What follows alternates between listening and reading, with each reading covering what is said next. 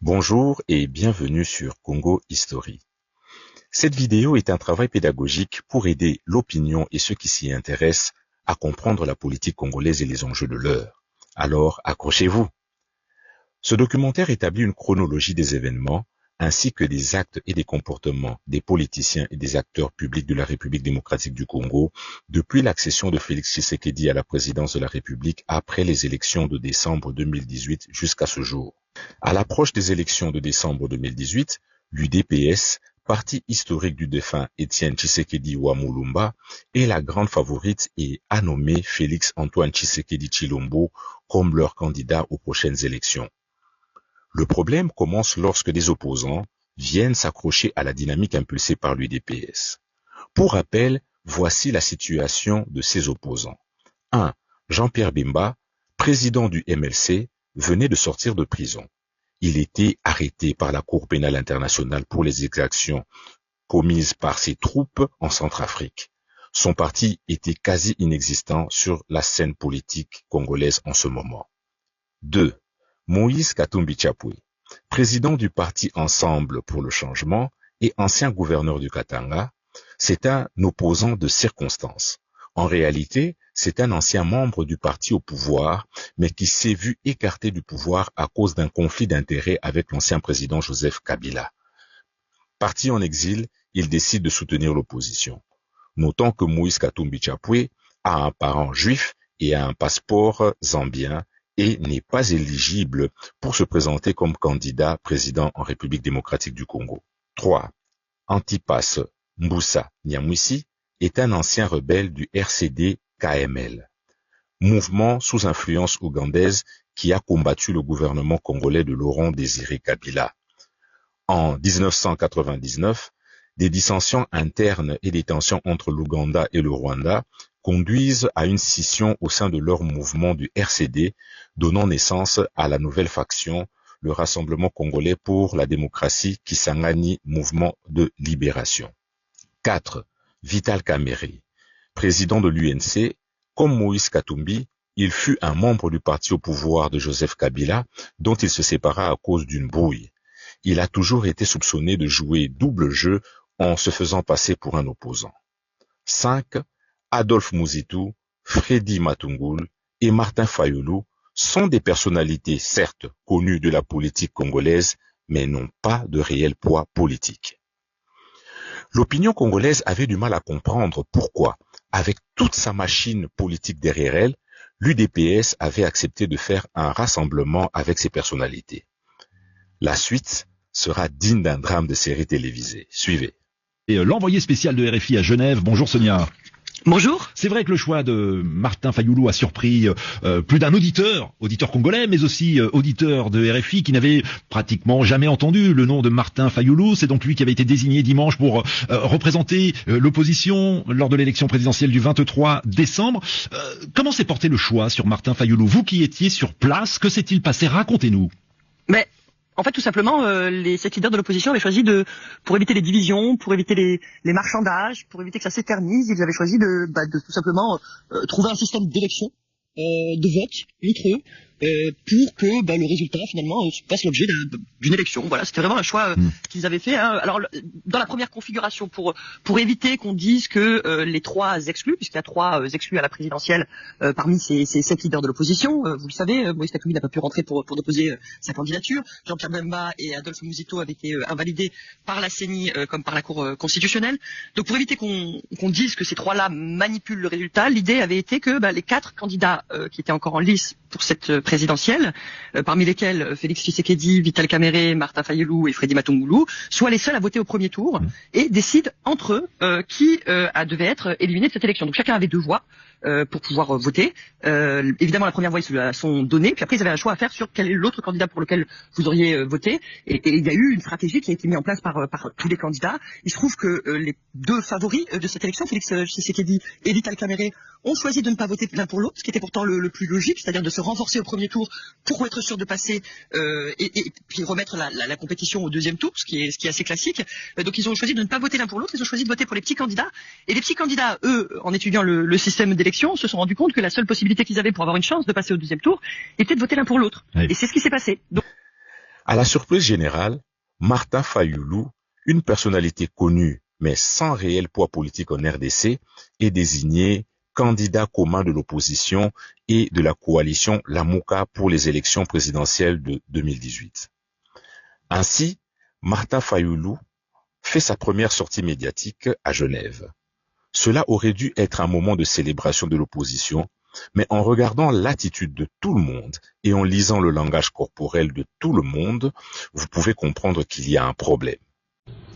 Mesdames et messieurs, bonsoir. Bonsoir. Écoutez, les premiers mots qui m'arrivent ici, c'est de remercier l'Éternel Dieu Tout-Puissant. Amen. Pour ce qu'il a fait, c'est son œuvre. Et aussi remercier mes collègues, leaders de l'opposition. Je remercie aussi le peuple congolais, à travers vous qui êtes ici, vous de la diaspora et ceux du pays. Que Dieu vous bénisse pour tout ce que vous faites pour les Congos. Moi, je ne suis qu'un porte-parole.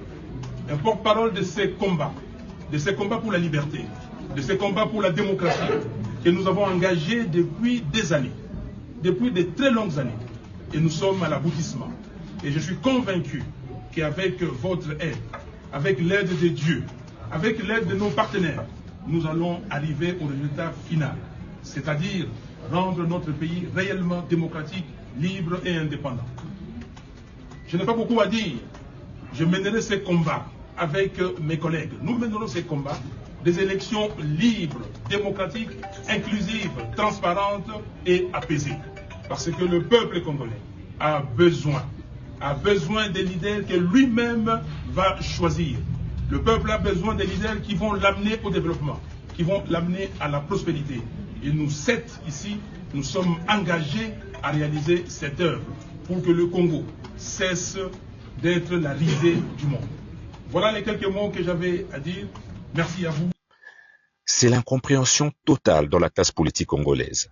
L'UDPS, parti de Félix Tshisekedi, refuse le résultat de Genève et demande à Félix Tshisekedi de retirer sa signature immédiatement de cet accord de Genève. L'unité n'a même pas tenu 24 heures. Félix Tshisekedi et Vital Kamerhe ont annoncé ce lundi leur retrait de l'accord signé la veille pour désigner un candidat unique de l'opposition à la présidentielle du 23 décembre en RDC. Les présidents de l'UDPS et de l'UNC ont reculé sous la pression de leur base à Kinshasa. Lundi après-midi, les jeunes de l'UDPS s'étaient réunis devant le siège du parti pour rejeter en bloc la désignation de Martin Fayulu comme candidat unique de l'opposition. Parce qu'à l'UDPS, c'est la base qui décide. Nous avons élu Félix Tshisekedi au Congrès comme notre candidat président de la République. Comment il va changer de position pour basculer vers ces gens-là haineux et puis tribal? Nous disons que nous n'allons pas accepter cela. L'UDPS n'appartient pas à Félix Tshisekedi, ce n'est pas le champ nous exercé par son père, ça nous le disons. Nous sommes énervés. La base de l'UDPS avait donné 48 heures à son président Félix Tshisekedi pour se retirer de l'accord signé avec 6 autres opposants. Certains l'avaient même menacé de destitution s'il n'obtempérait pas. Sur la base, nous avons choisi Félix Tshisekedi au Congrès pour aller jusqu'au bout, pour ne pas céder la place à l'autre personne. Avant l'accord de Genève, Tshisekedi et Kamerhe avaient été investis candidats à la présidentielle par le congrès de leur parti. Félix Tshisekedi, fils du fondateur de l'UDPS, Étienne Tshisekedi, passait même pour favori dans la course à la candidature unique de l'opposition. Félix Tshisekedi s'exécute et retourne à Kinshasa le 28 novembre 2018 pour commencer sa campagne et aller aux élections sans condition. Vital Kamerhe se rallie alors à Félix Tshisekedi. C'est le retour de 2 opposants majeurs au Congo après plusieurs semaines riches en soubresauts. Ces 2 hommes, Félix Tshisekedi et Vital Kamerhe, avaient signé l'accord pour soutenir le candidat unique de l'opposition, Martin Fayulu. Puis, 24 heures plus tard, ils s'étaient retirés, affirmant que leur base était contre. Désormais, Vital Kamerhe est le directeur de campagne du candidat Félix Tshisekedi. Nous avons un programme que nous allons fignoler parce que je crois que vous avez suivi nos programmes respectifs.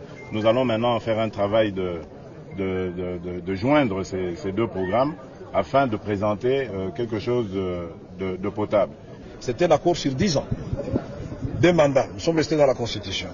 Et nous disons aussi que cet accord est ouvert à toutes les autres forces politiques du changement qui veulent que le Congo change. Une foule immense les attendait dans les rues de Kinshasa. Si Martin Fayulu s'oppose aux machines à voter pour la présidentielle de décembre, cela n'est pas le cas de Félix Tshisekedi et Vital Kamerhe, et leurs partisans ont bien retenu la leçon. Avec machine ou sans machine, on va aller. Parce que la victoire, ça nous appartient quoi. Nous sommes là pour les élections. Avec la machine ou sans machine, nous irons aux élections le 23 décembre. D'après un sondage publié avant l'accord sur la candidature Fayulu, les 2 hommes de tête étaient Félix Tshisekedi et Vital Kamerhe. Déstabilisée, la coalition Lamuka ne veut pas mourir et Martin Fayulu décide de faire route avec les membres restants de la coalition. Martin Fayulu commence sa campagne.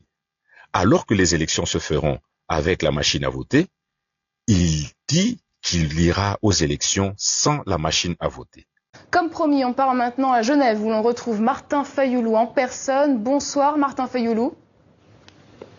Oui, bonsoir. Alors vous êtes encore à Genève ce soir, 24 heures après la signature de l'accord qui vous a désigné candidat commun de l'opposition. Cet accord existe-t-il toujours ce soir, Martin Fayulu? Pourquoi l'accord n'existerait plus? L'accord existe, nous avons signé l'accord à 7. Je comprends qu'il y a 2 personnes qui veulent se désengager, mais ça c'est libre à eux. L'accord existe toujours, madame. Justement, comment réagissez-vous au retournement de veste de Félix Tshisekedi et Vital Kamerhe? Mais c'est extrêmement grave, très grave, parce que nous avons signé cet accord à 7 et chacun a signé en âme et conscience et chacun a pris un engagement ferme de ne pas violer cet accord. Et aujourd'hui, quel signal on donne aux enfants et quel signal on donne à la population et surtout nous de l'opposition qui disons tout le temps que le pouvoir kabyliste ne respecte pas les textes, ne respecte pas la Constitution, mais si nous-mêmes déjà on commence à ne plus respecter nos textes, et c'est grave, nous étions à 7 et là le 5 confirme leur engagement et donc l'accord n'est pas caduque. L'accord ne peut pas être caduque parce que le peuple congolais nous a demandé de ne pas les trahir. Ceux qui veulent les trahir, libre à eux, et c'est eux qui vont s'effronter, à la population. L'accord n'est pas caduque, l'accord existe et existera et va nous amener aux élections libres, transparentes et apaisées, sans machine à voter. N'avez-vous pas mis la charrue avant les bœufs? N'aurait-il pas fallu inclure la base dans la préparation de cet accord? Mais comment inclure la base? La base a été inclue avant. Comment vous pouvez venir dans une négociation sans que votre base le sache? Alors qu'il a fait toute sa campagne en refusant la machine à voter et en interdisant ses partisans de l'utiliser, le 17 décembre 2018, Martin Fayulu fait un revirement spectaculaire à 5 jours de l'élection. Fayulu avait totalement désorienté ses partisans. Durant la campagne, il avait demandé aux électeurs de voter sur papier et de mettre le papier dans l'urne. Or, en faisant cela, leur vote allait être invalidé. Beaucoup d'électeurs ne savaient pas ce qu'ils devaient faire le jour de l'élection. C'est lui, Félix Tshisekedi, qui a été proclamé vainqueur de l'élection présidentielle en République démocratique du Congo. Héritier de l'opposition, sa victoire avec 38,57% des suffrages est un événement sans précédent en RDC. Félix Tshisekedi est le fils d'une figure historique de l'opposition congolaise, Étienne Tshisekedi, décédé à Bruxelles il y a près de 2 ans. Il est membre de l'UDPS, l'Union pour la démocratie et le progrès social, fondée par son père dans les années 80 contre la dictature du maréchal Mobutu. Le plus grand pays francophone d'Afrique vit une situation historique pour plusieurs raisons. La présidentielle avait été reportée à 3 reprises depuis fin 2016. Le président sortant, Joseph Kabila, au pouvoir depuis 18 ans, a fini par accepter de se retirer sous la pression de la Constitution et non des armes. Et c'est donc la première fois qu'un opposant remporte ce scrutin. La Cour constitutionnelle doit publier les résultats définitifs d'ici mi-janvier et les perdants de la présidentielle ont encore 10 jours pour contester les résultats auprès de l'institution. Pour l'heure, le principal opposant, l'homme d'affaires Martin Fayulu, qui a obtenu 34,8% des voix, a déjà déclaré que ce résultat n'avait rien à voir avec la vérité des urnes. Il évoque un coup d'État électoral. Martin Fayulu, se déclarant lui-même président élu, va commencer une contestation durant tout le premier mandat de Félix Tshisekedi de 2018 à 2023. Alors que le camp de Fayulu déclarait en avoir les preuves, il fut incapable de prouver sa victoire devant la Cour constitutionnelle. national. Martin Fayoulou, figure de l'opposition, un candidat malheureux à la présidentielle de 2018, est notre invité. Bonsoir, Monsieur Fayoulou, et bienvenue sur France 24. Bonsoir. J'ai pas été un candidat malheureux. J'ai gagné, mais M. Kabila et M. Nanga ont décidé autrement. Ils ont fabriqué des chiffres pour mettre Félix Tshisekedi. Moi, je corrige cela. Déterminé, Martin Fayoulou arrive à la Cour constitutionnelle. Il vient présenter son propre décompte des bulletins de vote. La victoire appartient au peuple. Et demander l'annulation pure et simple des résultats donnés par la commission électorale congolaise qui proclame l'autre opposant, Félix Tshisekedi, vainqueur de la présidentielle. On ne peut pas se mettre dans une officine quelconque et commencer à fabriquer des chiffres pour que demain, M. Kabila récupère le pouvoir. C'est inadmissible et je ne laisserai pas. On m'appelle le soldat du peuple, gardien du temple, et je n'abandonnerai pas ce peuple-là. Nous allons jusqu'au bout pour recouvrer sa victoire. Merci. Martin Fayoulou accuse le président sortant Joseph Kabila d'avoir orchestré un putsch électoral, c'est-à-dire d'avoir organisé la victoire de l'autre opposant, Félix Tshisekedi. Et ce samedi, toujours plus tôt dans la journée, la commission électorale a donné le résultat des élections législatives. Les alliés de Joseph Kabila remportent la majorité absolue des sièges à l'Assemblée nationale. Ce sont donc les partisans du président sortant qui vont désigner le prochain Premier ministre. De son côté, Martin Fayoulou devrait recevoir une réponse de la Cour constitutionnelle concernant son recours d'ici à 8 jours ouvrés. Ce fut la confusion totale dans la coalition Lamuka de Martin Fayoulou. Le parti de Moïse Katumbi affirmait que Fayoulou avait gagné les élections et qu'ils en avaient les preuves parce que selon leur porte-parole Olivier Kamitatou, leur parti avait acheté 40 000 smartphones qui auraient permis de compiler les résultats de l'élection à travers tout le pays. Internet, parce que nous avons acheté près de 40 000 téléphones smartphones pour envoyer à notre centre de compilation tous les procès-verbaux pour qu'il soit effectivement acté que nous avons acquis une grande victoire, une victoire massive pour Martin. Alors que le Congo est un pays laïque, en République démocratique du Congo, l'Église catholique au travers l'ASENCO se considère comme une institution au-dessus de toutes les lois du pays. Il se comporte comme un parti politique. Par la voix de l'abbé Tcholé, ils ont essayé de contester les résultats de l'élection du président Tshisekedi, mais ils ont fini par se décrédibiliser.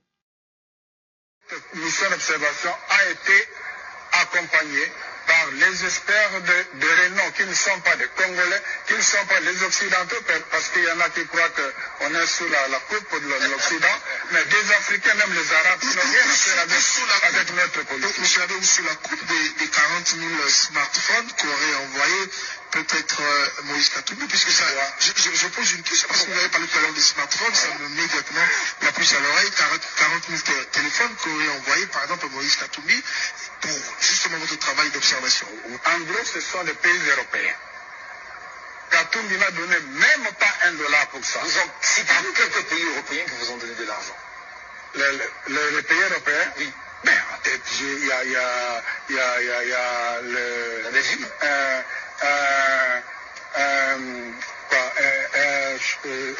Comment là?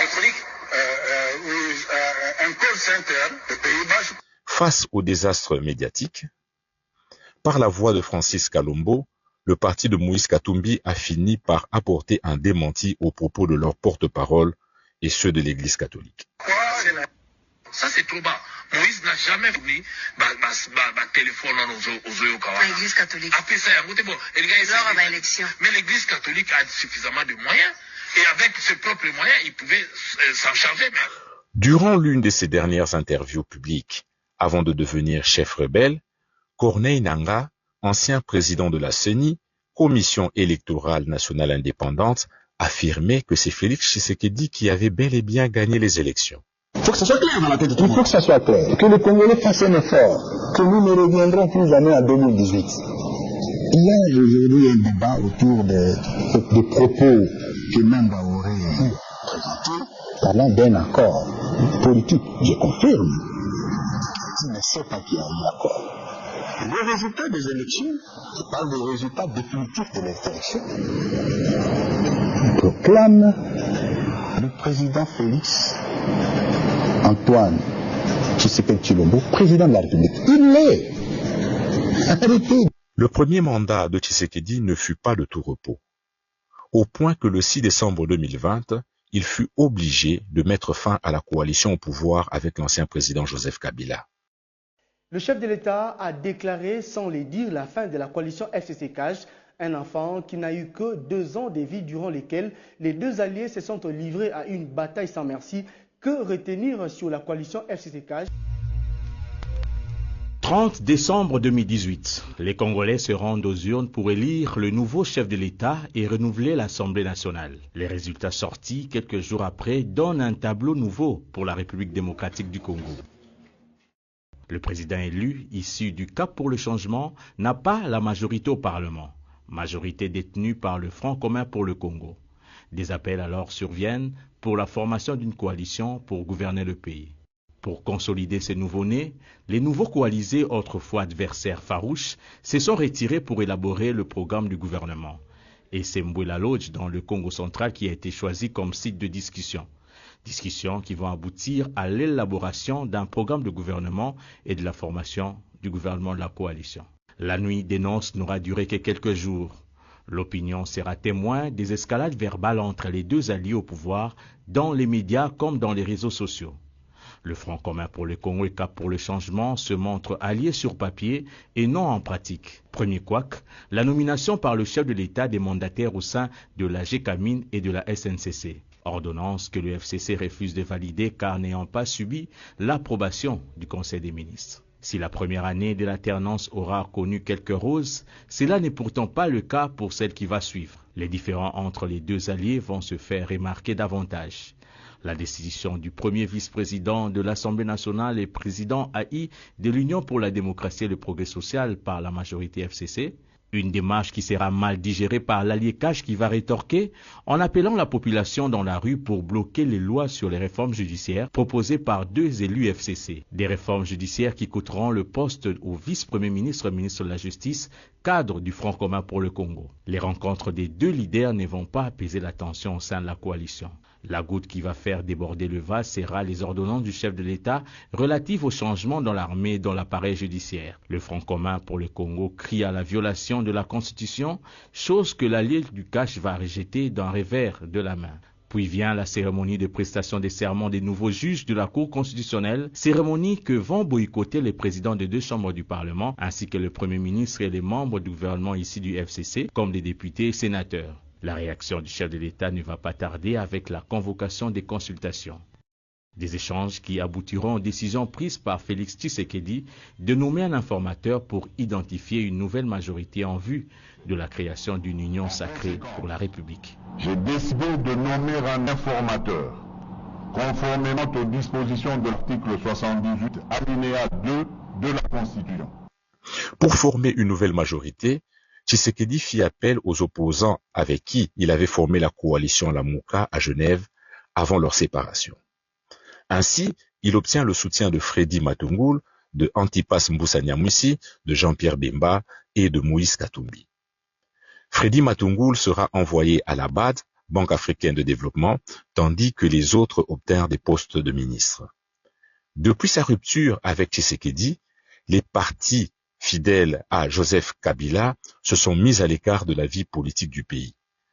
Ce qui est étrange en RDC, les politiciens, peu importe leur intelligence ou leurs moyens financiers, sont soumis à une autorité morale pour poser tout acte.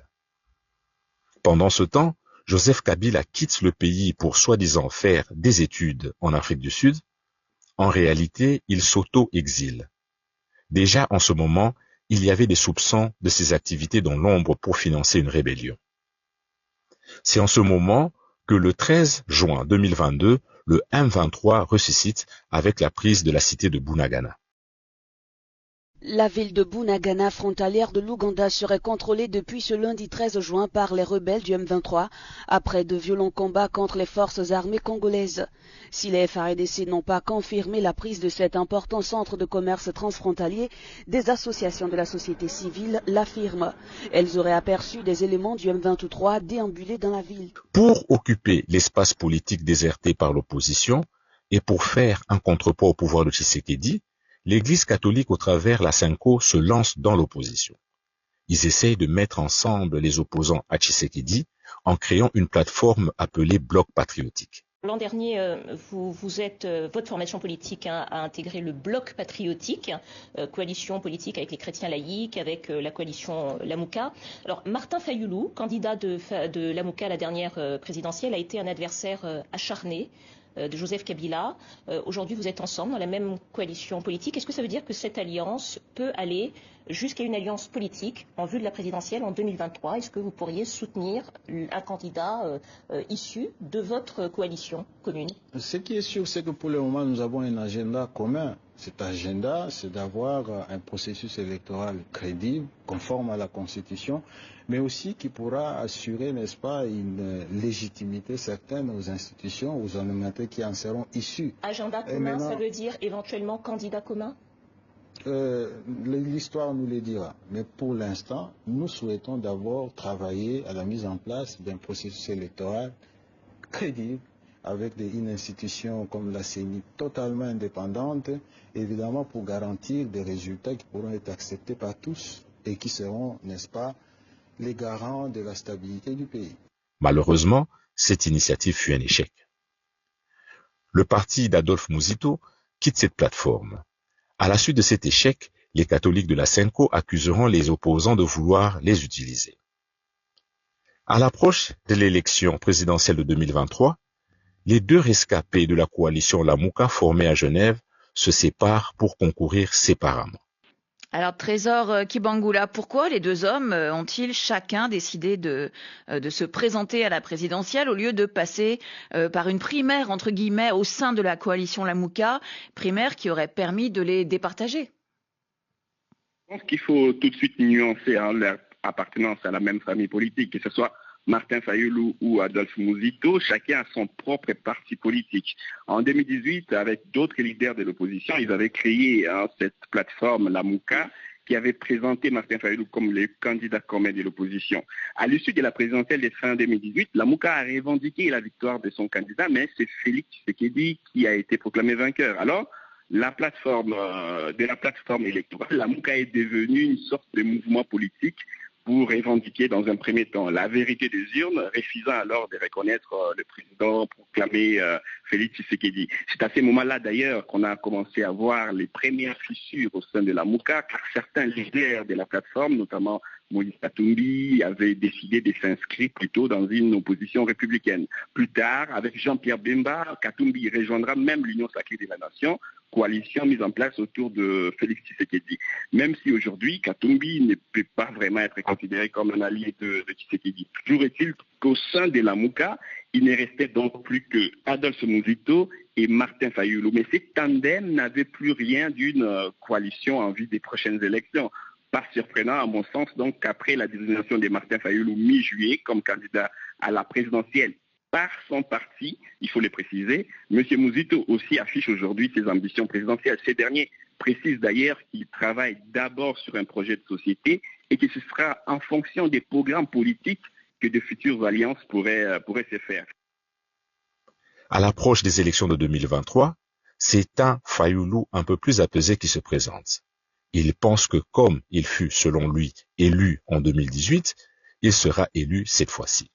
Monsieur Fayulu, pourquoi est-ce que les Congolais devraient vous élire en 2023? Simplement parce que d'abord, ils m'ont élu en 2018 et ils ont trouvé que j'étais le candidat qu'il fallait. Et cette confiance n'est pas perdue. Aujourd'hui, je suis le candidat qui a plus d'atouts. À quelques semaines de l'ouverture des inscriptions pour l'élection présidentielle, vous disiez encore que le processus n'était pas assez crédible pour vous. Non, mais c'est l'autre revers de la décision. Vous n'avez pas de candidat aux législatives. Madame, vidons les questions, s'il vous plaît. Je ne vais pas vous laisser. Vidons les questions. Vous étiez encore non. Le 19 juin dernier, nous avons pris la décision salutaire pour le pays en disant que nous ne présenterons pas nos candidatures à tous les niveaux.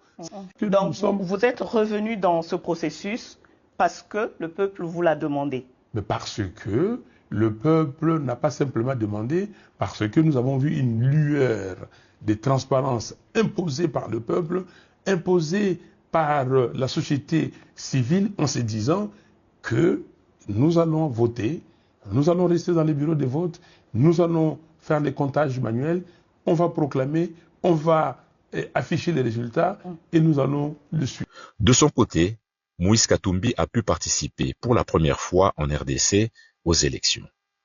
Le gouvernement Tshisekedi l'a laissé faire pour éviter les accusations de toutes parts de bloquer les opposants comme ce fut le cas au temps de Kabila.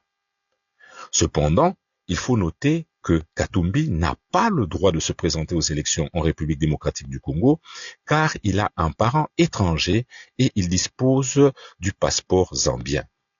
Je suis allé voter et ce que je vis que la victoire est certaine parce que les Congolais ont tant souffert. Le régime actuel n'a pas de bilan, donc ils n'ont pas de leçons à donner à la population congolaise. Dans une interview à Top Congo, Jean-Pierre Bemba a tenu des accusations graves contre vous. Il vous accuse notamment d'être capable, je cite, de marcher sur des cadavres pour vos intérêts personnels. Souhaitez-vous répondre à ces vives critiques de Bemba? Mais qui a marché sur les cadavres? Qui est rebelle dans ce pays? On met ça. Et la réponse, elle est automatique. Jean-Pierre doit peut-être répondre lui-même sur cette question.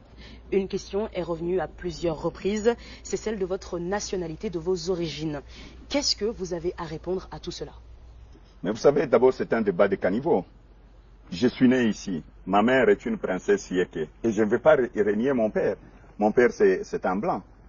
C'est un juif. Je ne peux pas renier mon père à cause de la politique. De son côté, Jean-Pierre Bemba décide de ne pas se présenter aux élections et il fit une interview explosive à la veille des élections de décembre 2023 où il expose Katumbi et ceux qui travaillent pour la destruction du Congo.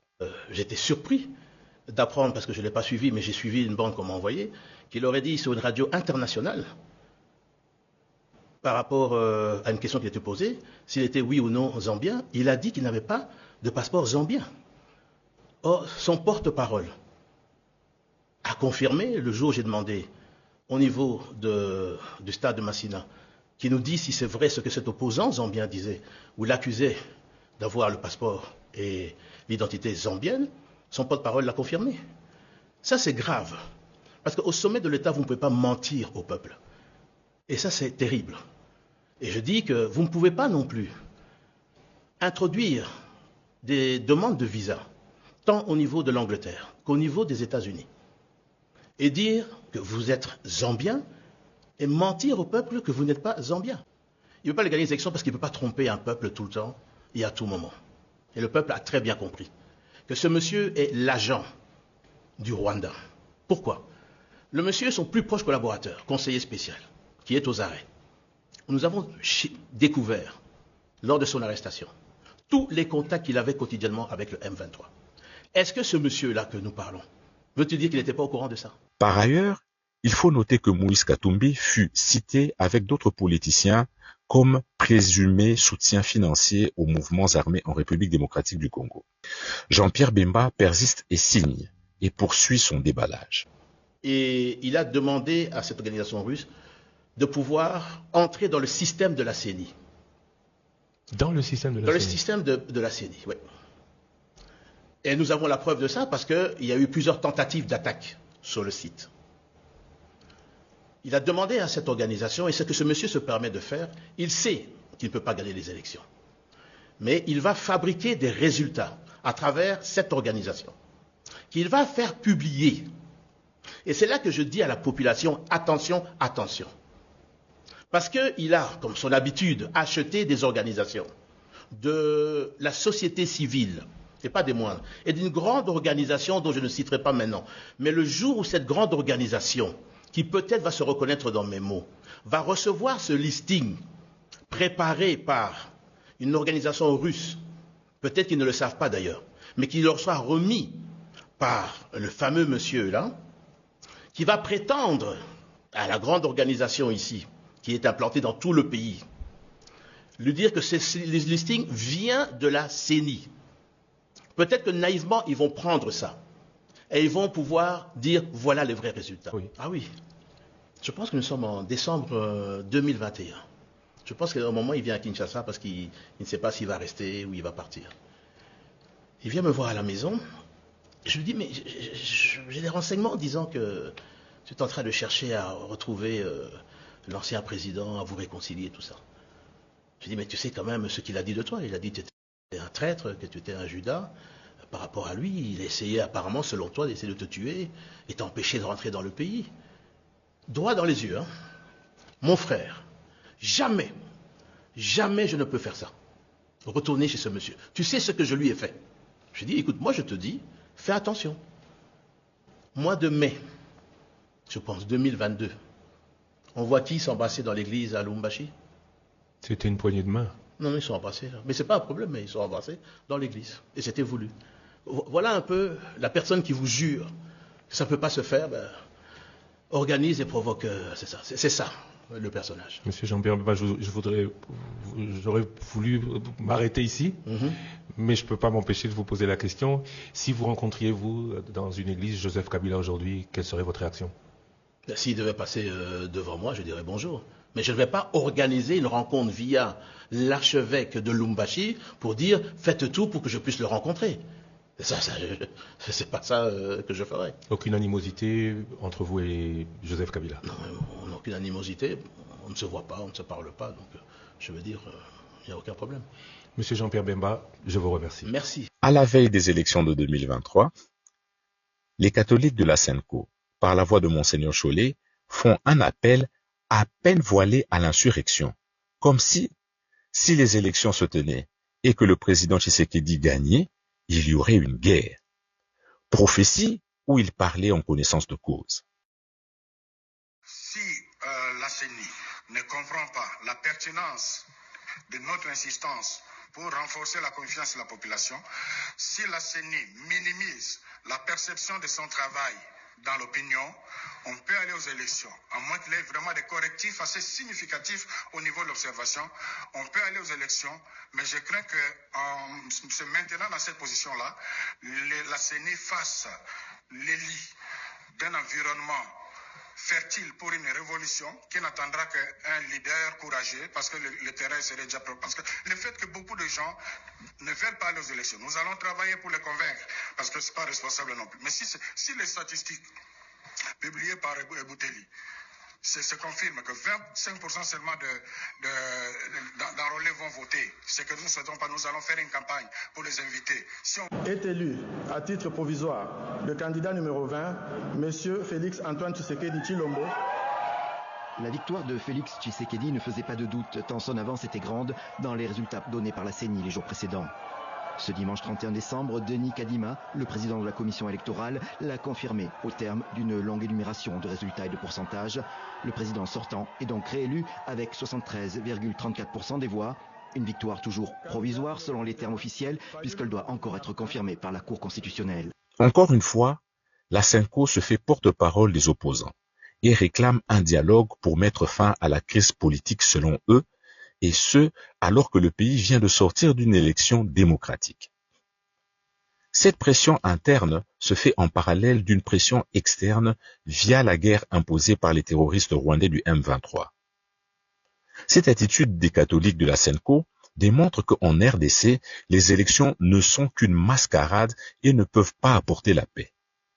Il ne peut avoir la paix que si certaines personnes sont assises à la table du pouvoir. L'histoire récente en RDC a montré que les dialogues finissent par un partage de pouvoir et une intégration de criminels dans les institutions du pays.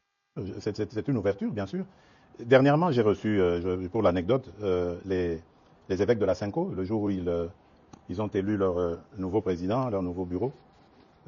Et dans nos discussions, je ne vais pas les dévoiler ici, mais il y a eu une demande allant dans ce sens. Mais ma réponse était claire, j'ai dit, mais Seigneur, je suis à votre disposition. Je ne demande que ça. Mais dites-moi, comment vais-je m'y prendre? J'ai pris l'exemple de trois opposants. J'ai commencé par Martin Fayoulou. Je dis, mais il n'a jamais reconnu les résultats des dernières élections. Comment est-ce qu'il acceptera ma main tendue? Moïse Katumbi était prêt à faire la même chose, ou il avait même fait la même chose, mais grâce, évidemment, à la pression des siens, il a accepté qu'il rentre dans les institutions, mais lui reste borderline. Joseph Kabila, n'en parlons pas. Lui, il a carrément boycotté les élections et prépare une insurrection, parce que l'AFC, c'est lui. Donc, dites-moi, je fais quoi? Je n'avais pas eu de réponse. Voyant que le président Tshisekedi ne fléchit pas, la pression militaire monte d'un cran et culmine par la prise de la ville de Goma. une catastrophe qui causera de milliers de morts. Dimanche 26 janvier 2025. Le monde se réveille avec étonnement d'apprendre une attaque en plein jour de l'armée rwandaise pour tenter de prendre le contrôle de la ville de Goma, en République démocratique du Congo. Cette bataille a duré près d'une semaine où les forces armées de la République démocratique du Congo, quoique en nombre inférieur, ont mené une lutte héroïque. Une semaine après cette bataille, la ville de Goma est assiégée. Notons qu'à la prise de Goma, c'était la psychose totale en RDC. Beaucoup de politiciens, ou même ceux qui se disaient soutiens de Tshisekedi, fuirent le pays. Ce fut le silence total. Même l'armée, censée défendre le pays, s'est tue. Le pouvoir de Tshisekedi a chancelé, mais ne s'est pas effondré. Par un tour de force diplomatique, Tshisekedi récupère la situation en obtenant le soutien des États-Unis au travers d'un partenariat qu'il propose aux États-Unis d'Amérique. Durant cet épisode, très peu ont montré du courage politique pour s'opposer aux Rwandais du M23 comme l'a fait Jean-Pierre Bemba. Ce dernier revient à la charge.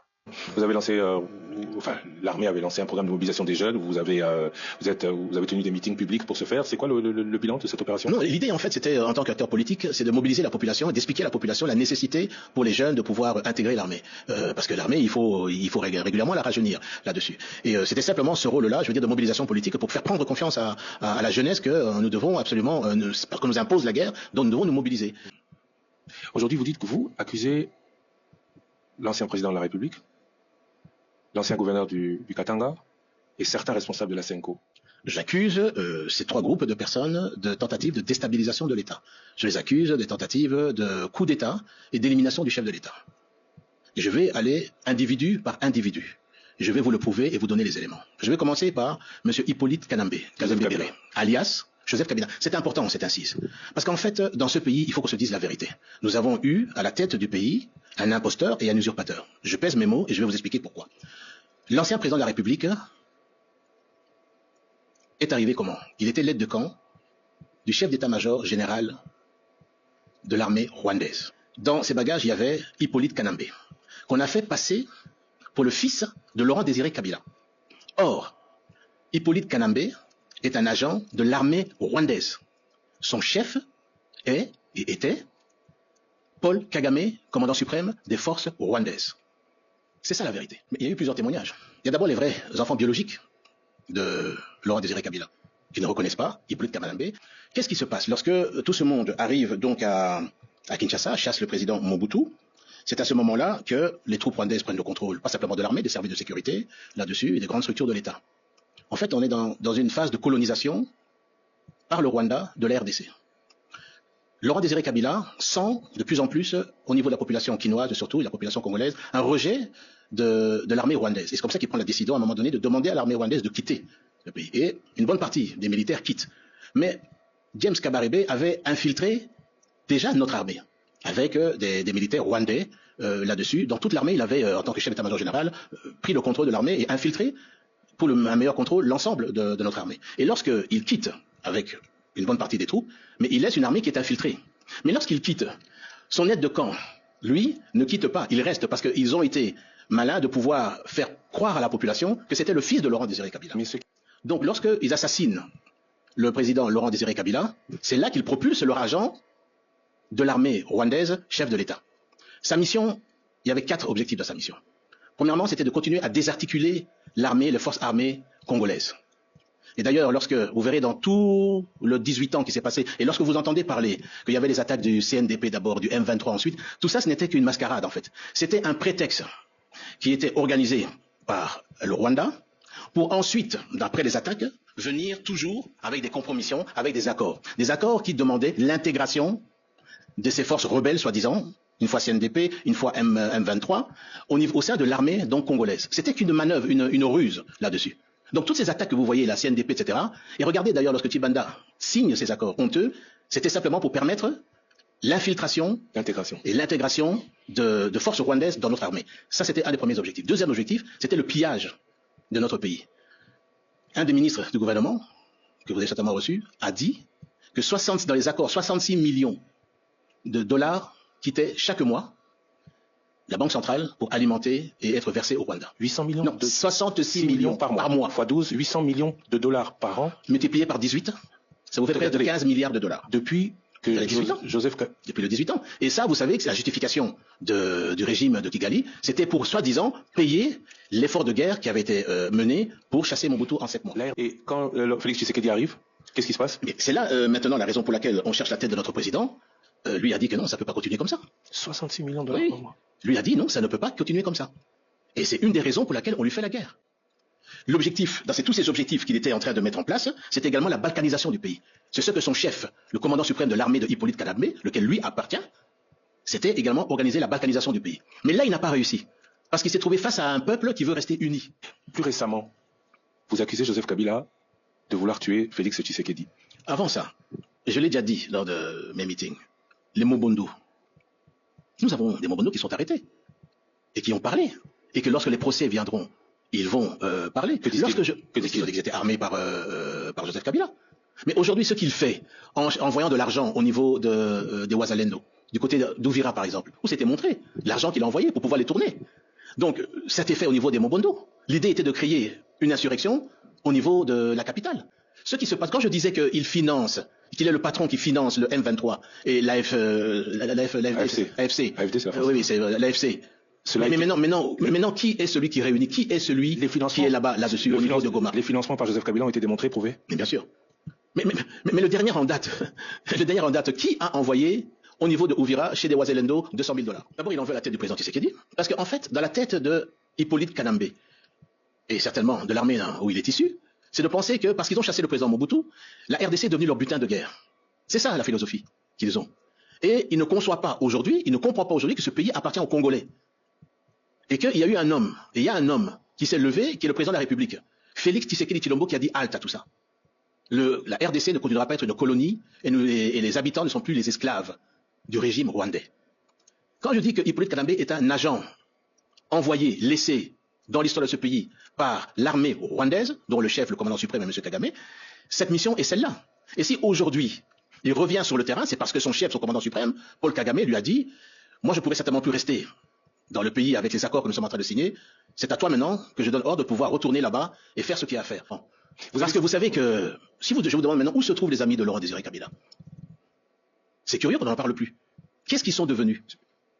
Qu'est devenue la fille de Laurent Désiré Kabila, Aimée Kabila, qui, elle, dénonçait l'imposture, l'usurpation. Elle a été assassinée. Elle habitait aux zones, elle a été assassinée. Il y a encore des enfants vivants de Laurent Désiré Kabila. Il faut leur poser la question. Qui a inventé l'identité de Hippolyte Kadambé, devenu Joseph Kabila Kadambé? N'est-ce pas le professeur Ngoï Moukena, qui a témoigné ouvertement que Moïse Katumbi est omnibulé, obsédé. C'est une obsession d'être président de la République. Très bien. Mais comment est-ce qu'il a voulu le faire en 2023?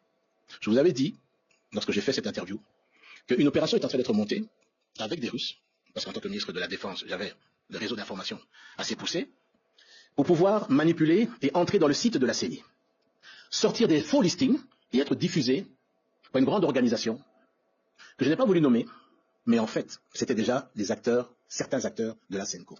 L'obsession, être omnibulé. Qu'est-ce qu'il a voulu faire? Vous avez entendu parler certainement de cet aéroport qui se trouvait je me trompe pas. Non, c'est au niveau de Moulongo, je pense. Ça s'appelait Moulongo, oui. Moulondé. C'est à Moulondé. C'était, oui. L'aéroport qu'il a voulu... Oui, mais c'est un aéroport qui était parvenu à monter à 1800 mètres, avec plus de 50 à 60 mètres de large. Je peux vous dire qu'un aéroport comme ça peut accueillir jusqu'à un C-130, qui peut transporter entre 150 et 180 personnes, ou un Antonov 12, qui peut transporter plus ou moins 150 personnes.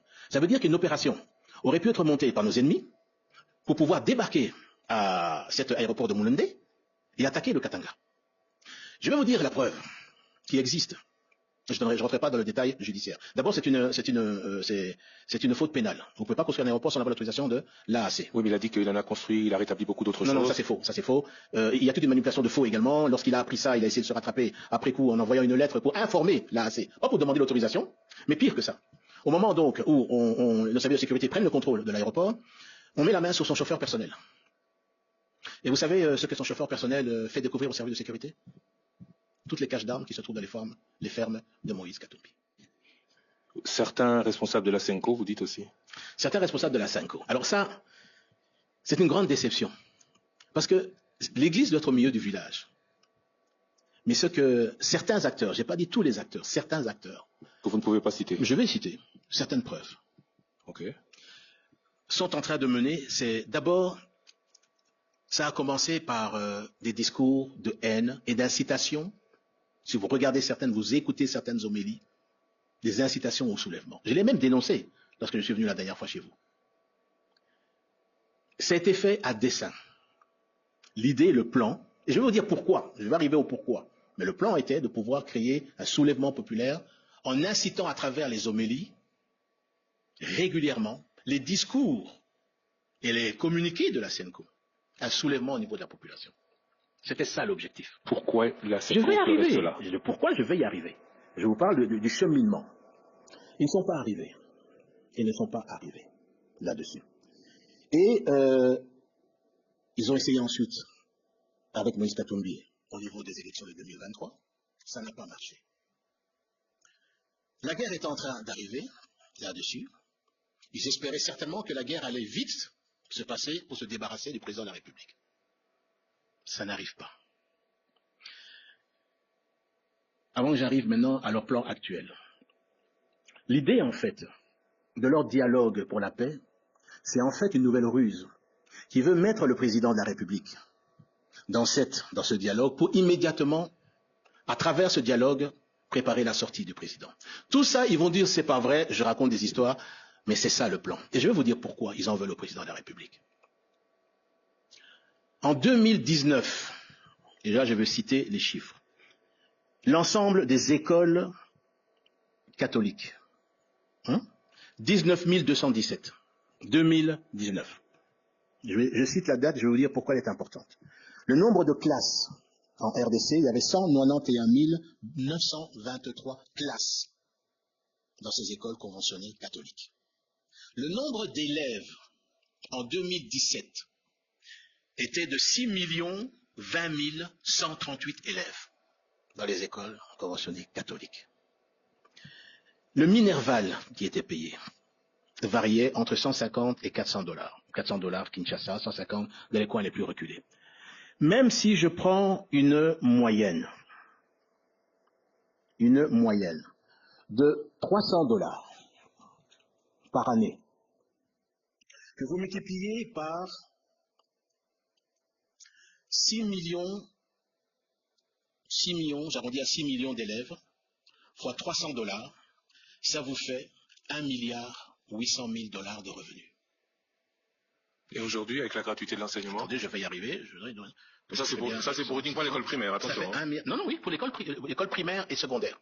Parce que la gratuité n'est pas pour l'école secondaire. Oui, primaire et secondaire. Je divise même par 2. 1 800 000, je divise même par 2. On arrive à près de 900 à 1 milliard de $.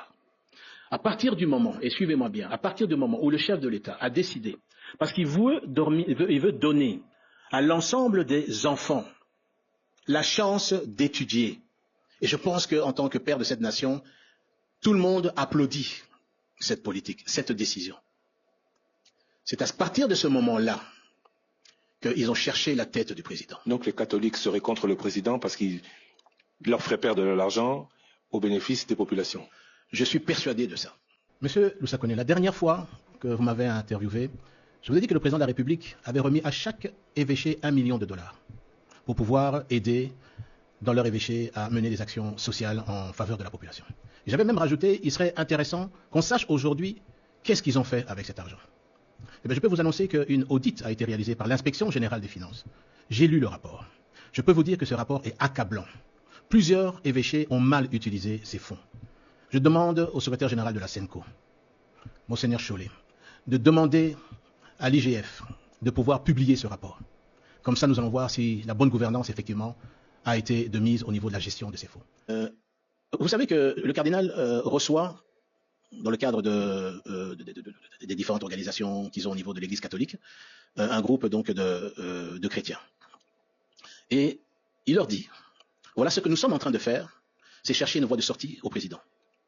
Une sœur catholique lui pose la question, mais on vient de terminer les élections. Vous voulez donc perturber le processus démocratique? Le Monseigneur Chollet, dans une rencontre avec les pasteurs, le dit. Évidemment, il a nié. Mais dit clairement, ce que nous sommes en train de faire, c'est pour préparer l'arrivée du prochain président. En 2028? Non. Non. Eux ne sont pas dans une stratégie de pouvoir attendre 2028. C'était d'évincer le président. En espérant que lorsqu'ils vont évincer le président, c'est pour faire en sorte que le nouveau qui viendra puisse annuler cette décision salvatrice que le président de la République, Félix Tshisekedi, a prise pour permettre à plus de 2 millions en plus par an d'élèves d'étudier. Mais qui est le financier de ces certaines personnes au niveau de la SENCO? Ce sont Moïse Katumbi et c'est Hippolyte Kanambe alias Joseph Kabila. Le Joseph Kabila qu'il combattait quand il était au pouvoir, oui, serait avec et c'est ça qui est terrible. Mais est-ce que vous... Non, mais c'est ça qui est terrible. Mais si vous suivez, j'ai lu, parce que je n'ai pas suivi, mais vous suivez ce qu'il a écrit dans ces points, je crois que c'est 12 points si je me souviens. Mais c'est d'abord, c'est chasser le président de la République. Oui. Et c'est d'appuyer lui-même, c'est d'appuyer l'action de ce que ces personnes de la SENCO, que j'ai appelées les politiciens en robe, veulent présenter, en le soutenant, parce qu'ils savent que lorsque tout le monde va se retrouver autour de la table, tout le monde va se mettre d'accord, à travers le jeu de l'ensemble, pour dire, monsieur, nous donnons la porte, comme l'a dit le cardinal, en face d'une organisation de l'organisation catholique, nous sommes en train de chercher une porte de sortie honorable. Demain, on parle de dialogue. Martin Fayoulou propose que ce soit avec les religieux de l'ECC-SENCO. Vous participeriez à ce dialogue? Mais je sais ce que c'est que certains acteurs de SENCO veulent chercher. C'est à travers justement ce que eux ils appellent leur dernière tentative, c'est de mettre en place ce dialogue pour qu'à l'intérieur, une dynamique se mette en place pour pouvoir évincer le président. Mais le président a été élu à près de 74%. Pas la majorité, je veux dire, des Congolais. Nous allons pas... C'est un président qui est légitime, qui a été élu démocratiquement. Donc vous n'êtes pas d'une dynamique de dialogue? Je ne sais pas, je veux dire, dans une dynamique dont je sais, par les renseignements que j'ai la conviction, et j'ai toutes les preuves, que ce qu'on cherche simplement, c'est de pouvoir évincer le président qui a été élu démocratiquement. Lorsque certains acteurs de la SENCO passent par Kigali, obtient au lendemain de la visite que le président leur a donnée, à leur demande, ils se rendent directement à Kigali dans les jours qui ont suivi. Donc ils avaient l'adresse de Kigali apparemment bien avant. Ils vont ensuite à Goma, ils sont escortés à Goma, ils font des photos avec les terroristes. À 3 kilomètres de l'endroit où ils ont fait les photos, il y avait un des camps de déplacés. Est-ce que vous croyez qu'ils ont même pris la peine, en tant qu'homme d'église, pour dire allons ne fût-ce que rendre visite et peut-être même prier avec ces déplacés? Ils ont fait 250 km de Kigali pour arriver à Goma, mais ils n'ont pas pu faire 3 kilomètres pour aller compatir avec ces déplacés. Qui souffrent par qui? À cause de qui? À cause des terroristes, lesquels ils ont pris la peine de faire des photos et de rigoler lorsqu'ils prenaient la photo. Est-ce que ça, ce n'est pas triste pour notre pays, pour notre peuple? Et est-ce que vous savez qui a pris rendez-vous chez le président Macron? Bien sûr, ils diront que ce n'est pas vrai. Pour nos fameux hommes politiques en robe. C'est qui? Président Kagame. C'est le président Kagame qui a pris rendez-vous auprès du président Macron pour recevoir... Pour qu'il soit reçu. Ça, vous avez la preuve. Ce qu'on appelle les renseignements, oui. Si demain, dialogue il y a, autre que SENCO, parce que dialogue, le président, où tout le monde semble dire que l'issue à la crise viendra dans des pourparlers entre Congolais et avec le Rwanda. Toutes les personnes que vous accusez aujourd'hui auraient voix au chapitre? Écoutez, d'abord, c'est pas moi qui vais l'organiser, je pense que c'est au niveau du chef de l'État. Vous y participerez? Et si le chef de l'État, je veux dire, pense que c'est la formule qui va permettre de revenir à la paix. Et vous vous retrouverez face à Joseph Kabila, à Moïse Katumbi et à la SENCO? Mais ça, je ne peux pas préempter de qui sera là-dessus, mais ce que nous recherchons, c'est la paix. Et si la paix doit passer par un dialogue, elle passera par un dialogue. Vous étiez hier... Mais un vrai dialogue, pas un complot contre le chef de l'État et contre les institutions. Vous étiez hier président du MLC, Mouvement Rebelle. Hier, on vous appelait rebelle, aujourd'hui, vous les appelez terroristes. Quelle est la différence entre ces deux positions, sachant que dans la com des uns et des autres, l'objectif était le même? Alors, là vous faites une bonne question, mais vous faites une erreur, je vais l'expliquer. Le président Tshisekedi qu'il combatte, chef de l'État, est un président élu. Élu, démocratiquement. Lorsque j'avais pas besoin, je suis issu d'une famille qui n'avait pas besoin de le faire. J'étais dans les affaires. Mais j'ai été révolté lorsque, en chassant le président Mobutu, ce qui arrivait après, et je crois que tout le monde a compris aujourd'hui, c'était une colonisation de notre pays par le Rwanda. Lorsque vous avez un chef d'état-major qui est rwandais, ce qui vous montre bien, et qui est la colonne vertébrale du pays, ça vous montre que ce pays est entre les mains des Rwandais. Moi, j'ai combattu, pas un régime démocratiquement élu, j'ai combattu la présence, l'invasion, l'appropriation de notre pays par le Rwanda, par les forces rwandaises. C'est ça que j'ai combattu. Et c'est ça la différence. Eux, ils combattent un président démocratiquement élu. Je n'ai pas combattu un président démocratiquement élu. J'ai combattu la présence rwandaise dans notre pays. Et c'est ça la différence qu'il faut retenir. Avec l'appui de l'Ouganda, qui aujourd'hui aussi est cité dans cette expansion rwandaise, quel conseil pour terminer, ou quel message envoyer à ceux que vous qualifiez de terroristes aujourd'hui, vous qui avez travaillé avec? Ce que moi je peux leur dire, vraiment profondément, la voie qu'ils prennent, ça ne l'amènera nulle part. C'est la voie de l'asservissement. Qu'ils arrêtent, qu'ils quittent, qu'ils coupent le cordon ombilical s'ils le peuvent, avec ces forces étrangères. S'ils sont véritablement des Congolais et qu'ils se considèrent en âme, en conscience, en esprit congolais, qu'ils rejoignent l'unité de ce pays, l'unité de ce peuple là-dessus. Et que toutes ces velléités qui visent à déstabiliser, à balkaniser le pays, que ça cesse. Vous étiez-vous hier rebelle? Est-ce que vous le regrettez? Ou est-ce que vous regrettez à un moment donné d'avoir combattu en alliance avec des forces étrangères? Attention, lorsque j'ai eu le soutien, l'Ouganda, c'était très clair. C'était pour la formation de nos hommes, là-dessus. Rien que ça. Et c'était pas pour signer des accords pour dire « je vends le pays ». D'ailleurs, nous avons remis plus de 20 054 hommes lors de la réunification. Ce qui montre bien que ce sont les Congolais qui combattaient. Je ne regrette pas pourquoi. Parce que grâce au combat que nous avons mené, nous avons pu rétablir la démocratie en passant par le processus de Lusaka et de Sun City. Rappelez-vous, le régime de la FDL avait supprimé tous les partis politiques. Il n'existait plus de partis politiques. Les libertés, je veux dire, individuelles n'existaient plus. Nous avons parvenu à remettre en place une constitution dans notre pays qui n'existait pas. Cette constitution qui a été signée à travers le 1+4, là-dessus. Nous avons permis de réunifier l'armée, les services de sécurité, l'administration. Et nous avons permis par ça également à obtenir des élections en 2006, par la suite, dont j'avais gagné. Parce que je vais revenir là-dessus. Lorsque les élections ont lieu et que je gagne à 53,7%, qu'est-ce qui se passe? M. Kagame appelle ses amis en Europe, aux États-Unis, et lui dit: il n'est pas question que Bemba soit président. Si Bemba est président, la guerre va continuer. Et la décision se prend à l'étranger, je ne citerai pas les pays, j'écrirai peut-être un jour, où on appelle l'abbé Malou Malou à l'étranger, dans une capitale, et on lui dit: vous ne pouvez pas proclamer Jean-Pierre Bemba. En 2011, c'est le même scénario qui recommence. Monsieur Kagame s'oppose parce qu'il juge qu'il est imprévisible. Étienne Tshisekedi. Étienne Tshisekedi, j'ai dit. Étienne Tshisekedi est imprévisible et qui ne veut pas d'Étienne Tshisekedi au pouvoir en RDC. Et les résultats que vous connaissez sortent en faveur de l'agent rwandais au service de l'armée rwandaise. Vous connaissez la fortune qui m'a été donnée par un chef d'État de la région qui connaît bien Hippolyte Kanambe. Et ce n'est pas des moindres. La fortune de Hippolyte Kanambe est de 7 milliards de dollars.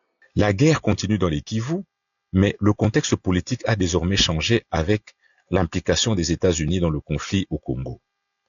Félix Tshisekedi déballe et expose ceux qui travaillent contre les intérêts du pays. Depuis que nous avons réussi à endiguer cette agression barbare du Rwanda, quand ils ont appris, ils ont entendu parler du fameux deal que nous allons signer avec les États-Unis, qui n'est pas du tout un deal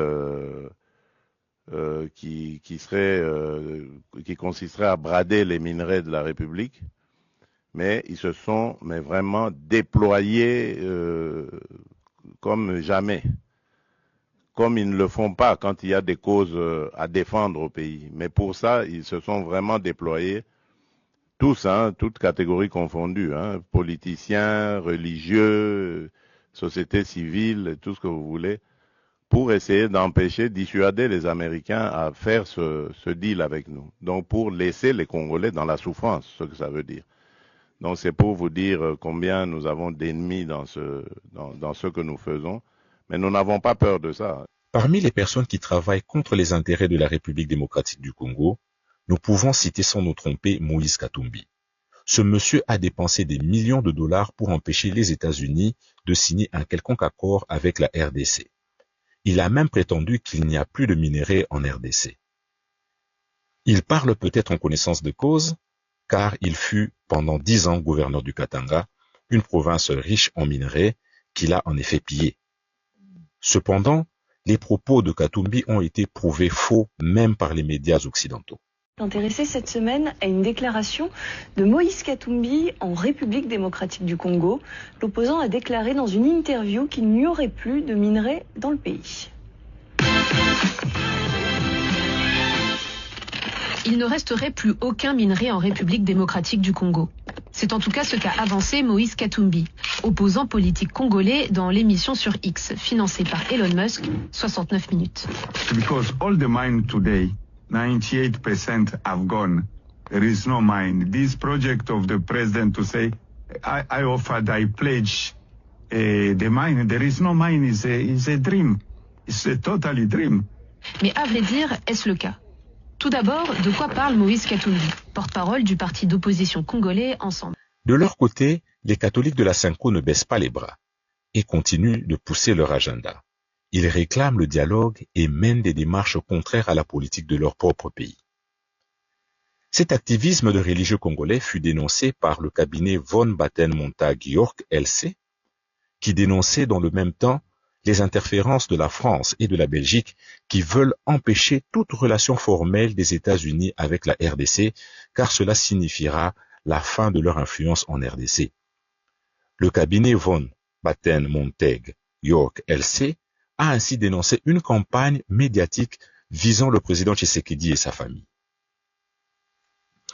Les religieux de la Cinco se sont tellement discrédités dans l'opinion congolaise qu'ils ont tenté d'expliquer leur agenda en faisant plusieurs sorties médiatiques. Ils partent régler leurs problèmes autour d'une table. Toutes les guerres terminent autour d'une table.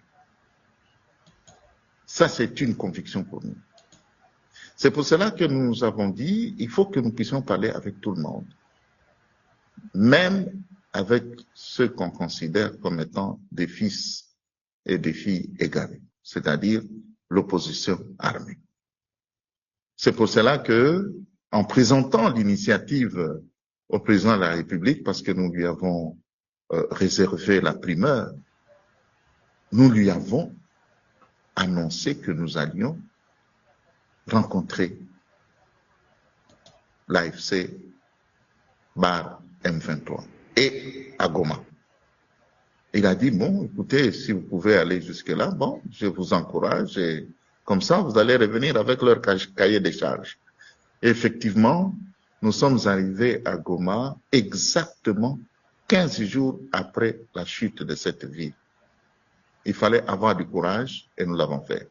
Bon, contrairement à ce que les gens racontent, nous n'avons jamais pris des jets privés. Nous avons pris l'avion et nous sommes partis à Nairobi où nous avions une activité. Ensuite de là, nous sommes arrivés à Kigali et nous sommes arrangés de Kigali pour arriver à Goma. Alors, un petit détail. Nous avons passé 5 heures à Goma, pas moins de 5 heures en train de travailler. D'abord, nous avons eu de longues réunions, des discussions chaudes et au moment où on nous a proposé de prendre la photo, quelqu'un a raconté une blague et bon, nous avons rigolé et il y a un paparazzi qui a pris la photo, qui a circulé. On a dit voilà, ils sont en train de s'amuser à Goma, mais sincèrement, je vous dis que pendant 5 heures, on ne peut pas rester quand même crispé, sinon on risque d'avoir une hypertension. C'est juste une petite note, une parenthèse que j'ai ouverte et que je ferme aussitôt après. Alors donc pour nous, il fallait absolument que nous puissions parler avec le M23. Sincèrement, cette rencontre a été très fructueuse. Nous avons compris beaucoup de choses, mais en même temps, nous avons fait passer un message très, très, très important. Au point que le M23 était prêt à accepter un cessez-le-feu. Mais malheureusement, bon, après notre visite, les sons des cloches qui sont venus du côté de Kinshasa étaient tels que, bon, ils ont décidé de continuer leur marche. Mais sinon, c'était une visite pédagogiquement très importante. Parce que si vous voulez réunir les gens, il faut leur parler.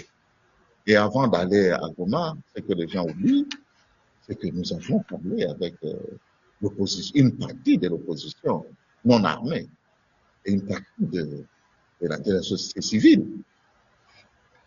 Et de là, nous avons trouvé qu'il était important que nous puissions nous arrêter à Kigali pour rencontrer le président Paul Kagame.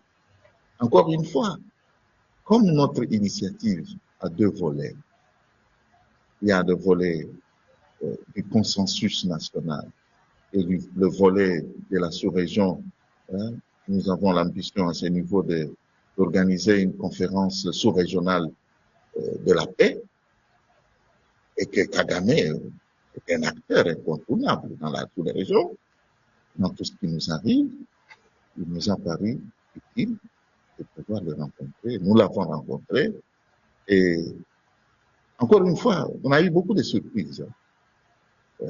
Il nous a dit, par exemple, entre autres, que nous sommes même venus en retard, que nous aurions pu venir plus tôt. Et si nous étions venus plus tôt, a-t-il dit, peut-être certaines choses allaient être évitées. Vous voyez, moi, avec les autres, on s'est dit, mais il faut que les gens se parlent. Et pour que les gens se parlent, il faut préparer le terrain. Il faut rassurer les uns et les autres. C'est là que notre halte à Kigali, c'est justement de notre stratégie. Et je peux vous avouer que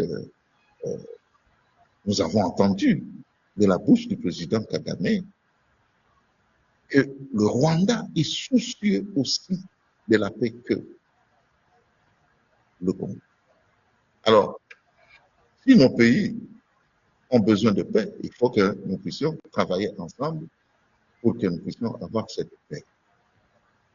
Et cette paix est bien possible. Les esprits sont bien sûr surchauffés, mais viendra un moment où les uns et les autres vont mettre de l'eau dans leur vin et nous allons nous parler pour faire revivre cette ambiance du Congo, Rwanda, Urundi, des indigènes du Congo, Rwanda, Urundi, dans le temps que nos parents ont vécu.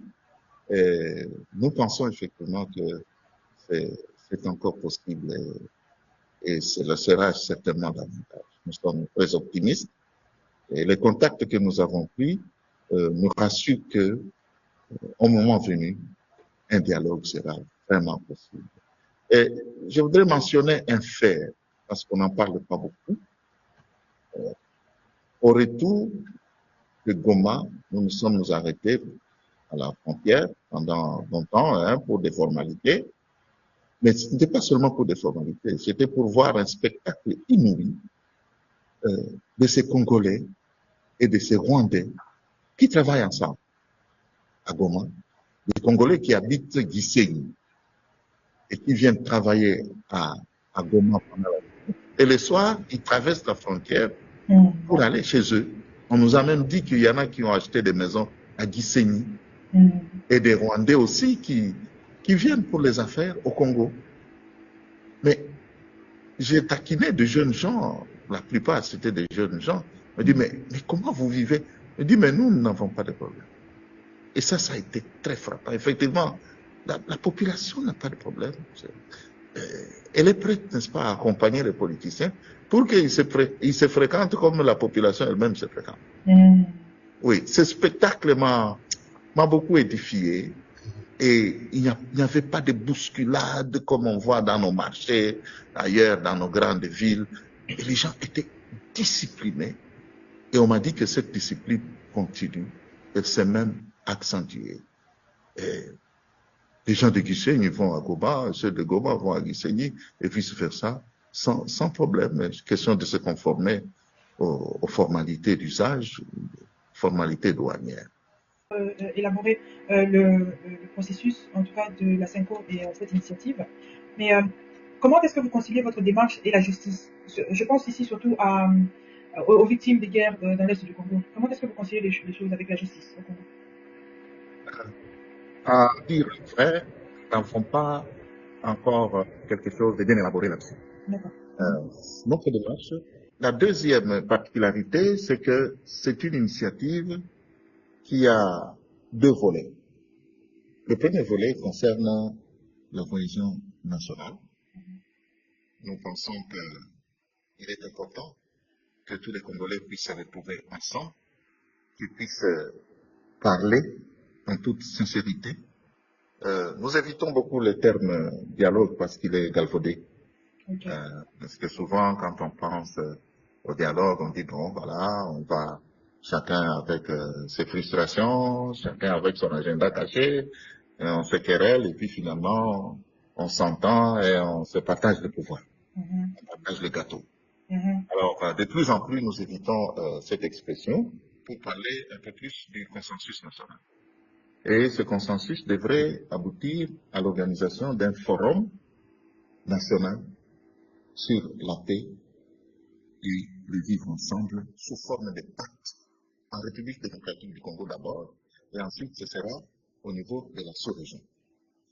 Une des particularités de cette initiative, c'est que avant de convoquer les gens, nous convoquons. Les missions à l'étranger et aussi au pays ont un coût. Qui est-ce qui prend en charge vos dépenses de voyage et surtout les séjours? Question. C'est la conférence épiscopale nationale du Congo du côté de nous catholiques et l'Église du Christ au Congo du côté de l'ECC. Il est vrai que cette initiative n'était pas budgétisée, mais nos institutions sont des grandes institutions, elles ont des moyens au moins pour nous payer les billets, mais je vais vous surprendre, il y a une partie des frais qui est prise en charge par les pays hôtes, les pays qui nous soutiennent.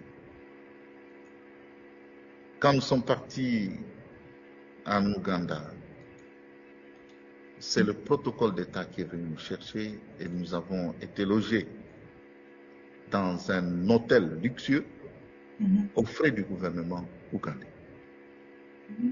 Quand nous sommes partis à Kigali, la même chose.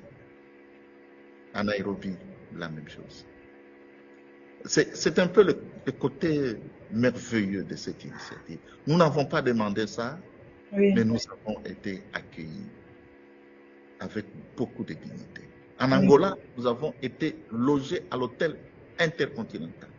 Nous avions 2 voitures officielles à notre disposition et un motard pour notre déplacement. Nous étions surpris et très touchés de voir que nous sommes mieux respectés à l'étranger que chez nous. Et donc, c'est un peu quelque chose qui montre que c'est une initiative qui jouit de la bénédiction même de Dieu. J'entends des gens dire oh non, c'est tel politicien. Nous ne sommes incorporés à aucun politicien. Ce que nous cherchons, c'est le bien de tous les Congolais, le bien de toute la population d'Afrique des Grands Lacs. Et je peux aller plus loin pour vous dire qu'il y a certains pays qui ont payé les billets pour que nous puissions aller en Europe.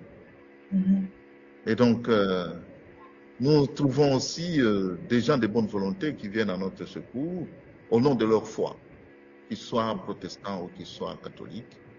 Et jusqu'à présent, nous pouvons continuer notre chemin. Nous aurons sans doute besoin davantage, mais s'il y a des gens qui, au nom de leur foi et de la compréhension de l'importance de ce que nous faisons, veulent nous aider, ils peuvent venir en aide. C'est touchant de voir que, moi j'en profite un peu pour le dire, de voir comment, par exemple, on organise notre accueil. Nous passons par des ambassades pour demander rendez-vous et presque en peu de temps, on nous répond et on vient nous chercher à partir de l'aéroport. Par exemple, à Nairobi, Nous avons été accueillis à 3 heures du matin quand nous revenions d'Europe. Et nous avons trouvé là le protocole d'État avec 2 véhicules à notre service. Et nous avons été logés dans des conditions très agréables. Et donc, c'est vraiment touchant. C'est parce que, bon, ici chez nous, notre échiquier de valeurs, quand même, parfois on parle de nous comme de vilains messieurs. Mais en voyant comment les autres ont de la considération pour nous, c'est très, très, très édifiant.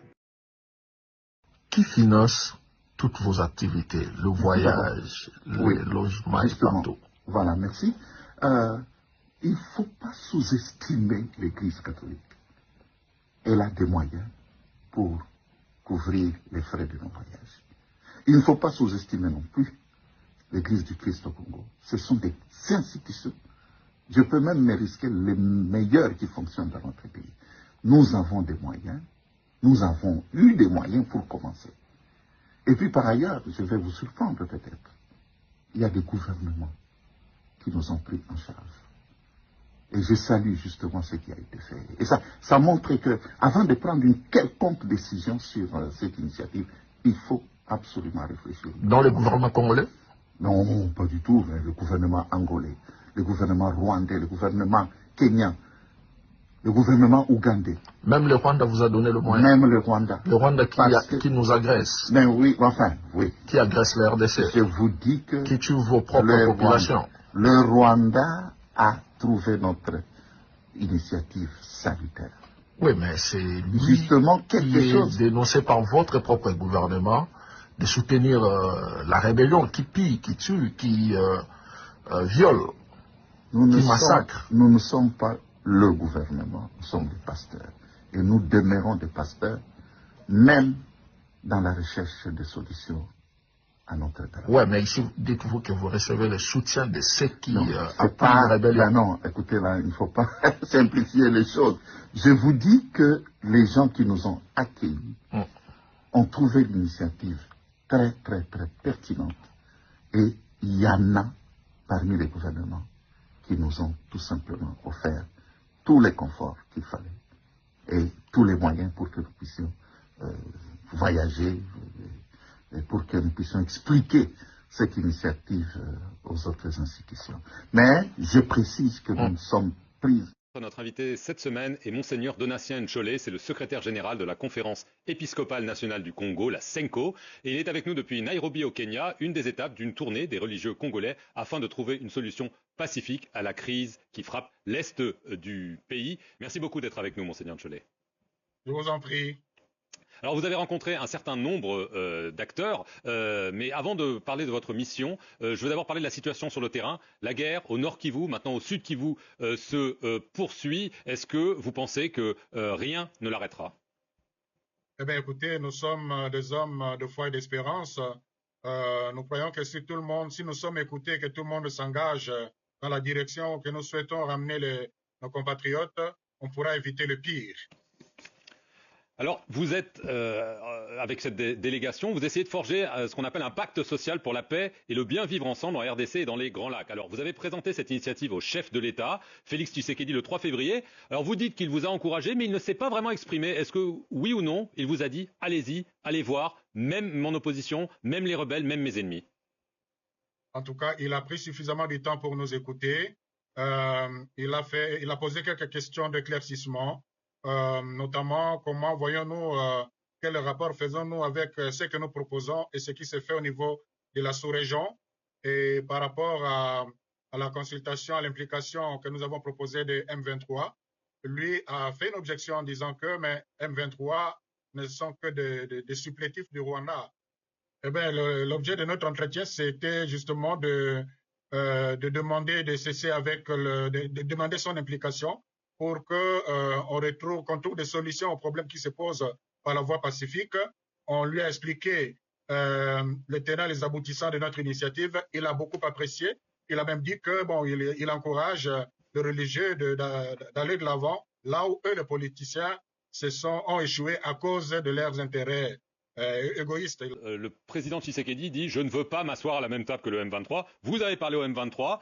S'il donne des conditions dans les prochains jours qui vous semblent satisfaisantes, est-ce que vous allez dire, quand vous allez revoir le président Tshisekedi, il faut que vous vous asseyez à table avec le M23 ? En tout cas, c'est la recommandation que nous lui faisons. Évidemment, dans ce cas-ci, il ne se retrouvera pas, lui, en face de M23, mais M23, avec les autres Congolais, dont les Congolais qui sont au pouvoir, se retrouveront autour d'une table. Je crois qu'il y a déjà une nuance entre une rencontre directe entre le pouvoir de Kinshasa, c'est que j'encourage aussi d'ailleurs. Corneille Nangaa et les autres sont des Congolais, ils ont pris les armes, ils doivent expliquer aux autres Congolais que nous sommes, pourquoi, et les autres Congolais doivent aussi voir avec eux qu'est-ce qu'il faut pour trouver des solutions sans la guerre. Les religieux de la Cinco sont désormais appelés politiciens en robe. L'Église protestante, l'ECC, vient à leur secours pour essayer de justifier l'injustifiable. Comme je dis, on va mettre la main dans la pâte.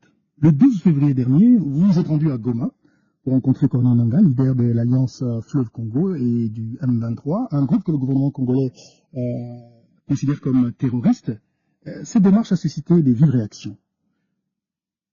Je voudrais savoir, en prenant cette initiative, parce que je veux signaler ici que vous avez commencé par le président de la République, est-ce que vous avez informé le président de la République que vous allez à Goma rencontrer M. Nangaa?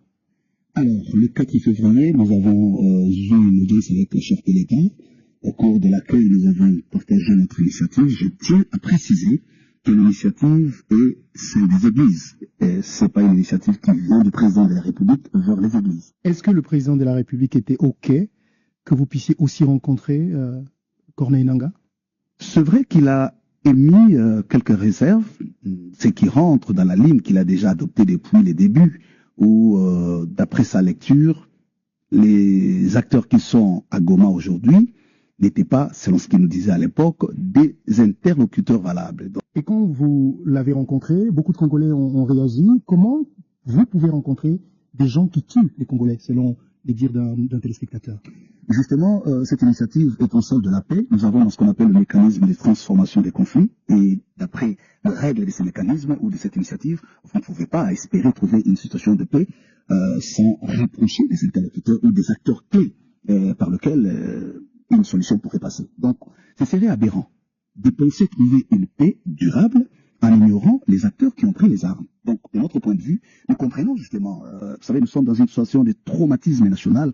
Quand on voit qu'il y a de cela 3 décennies où cette situation perdure, les Congolais ont raison, tout le monde est fatigué, les gens veulent avoir la paix, et de ces points de vue, c'est tout à fait normal qu'il y ait ce genre de réactions. Premièrement, nous avions voulu comprendre quelles étaient les raisons fondamentales pour lesquelles ils ont pris les armes. Vous avez des réponses à ça? Oui. C'est-à-dire? Ils nous ont présenté, 4 argumentaires. Principalement, ils ont fait allusion aux questions de la présence de l'État, c'est comme ça qu'ils sont présentés, justifiant le fait qu'il y avait plusieurs groupes armés qui sévissent dans la partie orientale du pays et qui sèment terreur.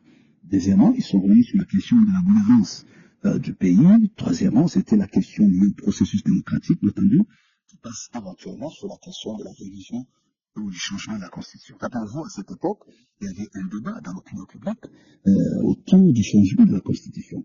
Et puis, quatrièmement, ils ont prélevé la question identitaire, c'est-à-dire qu'il y avait une catégorie des Congolais, disait-il, qui se voient aujourd'hui rejetés par leur propre pays et qui se trouvent pour une masse importante en réfugiés dans les pays voisins, et que cette question devenait pour eux une question existentielle et ils se battaient pour survivre. Voilà un peu les 4 points qui nous ont été présentés de leur côté, et nous, à notre tour, nous avions estimé que si ce n'était que cela, leur revendication, il y avait lieu de trouver des cadres beaucoup plus rationnels et dialogiques pour que, comme France du pays, nous puissions trouver des solutions. Nous n'avons pas prévu dormir ici. C'est à ce titre-là que le protocole d'État, non seulement qui est allé nous loger, mais il y a eu tout ce qu'il y a comme accompagnement du protocole. Notamment enveloppe. Les véhicules. Vous savez, cette histoire d'enveloppe, c'est aussi question de culture. Hein. Ouais. C'est aussi question de culture pour des personnes telles que Marius qui ont vécu sous d'autres cieux. Vous allez vous rendre compte que rencontrer une autorité ne signifie pas avoir une enveloppe. Donc, je pense que les Congolais croient que la culture qui est chez nous, nous sommes allés rencontrer le chef de l'État. On ne croit pas. Comment vous pouvez nous expliquer ce qu'a dit Monseigneur Fulgence Muteba? Ce qu'il a dit n'était pas vrai. Non, c'est ce que je suis en train d'expliquer. Il a dit que je voudrais d'abord... Mais vous dites non, oui, c'est-à-dire les concepts de soutien est allé dans le sens polysémique. Chacun lui a donné son contenu. Et moi, je suis en train de vous ramener aux faits. Ouais. Pour dire ce qu'on appelle soutien, ça commence par les protocoles déjà au niveau de l'aéroport. De leur côté, les autres confessions religieuses lèvent la voix pour s'opposer à la démarche de la SENCO et de l'ECC. Dans notre initiative, nous disons clairement que le premier partenaire de l'initiative, ça doit être l'État congolais. Pourquoi? Parce que la Constitution de la République dit que le gouvernement de la République doit soutenir toutes les initiatives pouvant apporter une contribution à la cohésion nationale.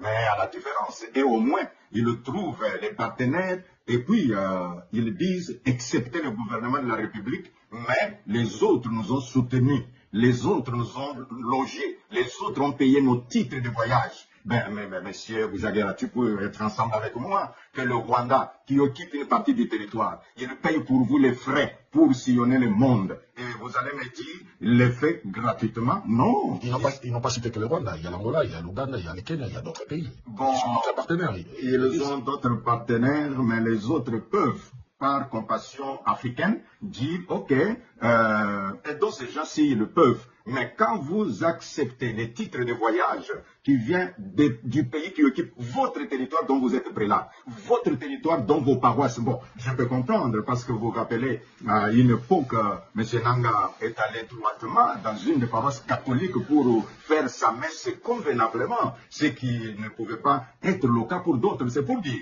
que nous avons peut-être, je dis bien, nous avons peut-être des agendas différents. Mais nous voyons la paix en République démocratique du Congo, la réconciliation pour les peuples congolais, mais ils peuvent avoir un agenda que SL pense. L'appel à un dialogue tel que voulu par la SENCO et le CC a été rejeté par le président Tshisekedi. Tous ceux qui parlent de dialogue et tout ça, qui présentent aussi à leur manière les choses en disant voilà, on ne veut pas du dialogue. Oui, on ne veut pas de ce dialogue-là. Oui, celui-là, on n'en veut pas. On veut d'un dialogue entre Congolais qui sont tous contre cette agression. La seule chose que je demande à ces gens qui veulent le dialogue, c'est d'abord de condamner l'agresseur, de le nommer clairement et de le condamner. Et là, alors, on va dire, ce sont des patriotes qui peuvent se mettre à nos côtés pour parler dialogue. On ne parle pas dialogue avec des émissaires des agresseurs, qui d'ailleurs, quand ils arrivent à la table des discussions, parlent que d'intérêt des agresseurs. Ils ne parlent pas d'intérêt des intérêts des Congolais. Il n'y a rien qui concerne les Congolais. Tout est tourné sur comment est-ce que on va. Alors ça, moi j'ai dit, ça n'arrivera plus. En tout cas, à moins qu'on me dégomme, on me tue. Mais tant que je serai vivant, ça n'arrivera pas. Ça n'arrivera pas parce que c'est à cause de ça que nous sommes toujours dans nos problèmes ici. Toutes ces farces qu'ils ont appelées dialogue et ceci, cela, qui se sont terminées par des brassages, des mixages, des unions nationales ou que sais-je encore. Et c'est tout ça qui a amené les problèmes que nous avons. Et donc moi j'ai dit plus jamais. Donc je veux bien qu'on discute des problèmes du pays, parce que comme dans tous les autres pays, notre pays aussi a des problèmes, on peut en discuter. Mais ça ne veut pas dire qu'il faut se terminer, ça doit se terminer par des brassages, des mixages. On a introduit dans nos institutions des gens qui sont inféodés, des gens qui ont des nationalités douteuses, des choses comme ça. Ça, c'est... Ce qui est inquiétant avec la position de la SENCO, c'est qu'ils sont incapables de pointer clairement la nature du problème que fait face la RDC. Lors de son passage à Kinshasa en janvier 2023, le pape François a dit clairement que le problème de la RDC, c'est le pillage systématique de ressources, et il appelait même les puissances qui pillent le Congo d'ôter leurs mains du Congo. Pour la SENCO, ce n'est pas ça. Il faut absolument un dialogue entre Congolais, comme si cela mettra fin au pillage des multinationales et à la guerre d'agression du Rwanda. Après le colonialisme politique, un colonialisme économique tout aussi asservissant s'est déchaîné.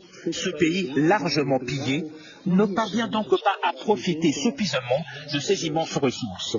On en est arrivé au paradoxe que les fruits de sa terre le rendent étranger à ses habitants. Le poison de la cupidité a ensanglanté ses diamants. C'est un drame devant lequel le monde économiquement plus avancé ferme souvent les yeux, les oreilles et la bouche.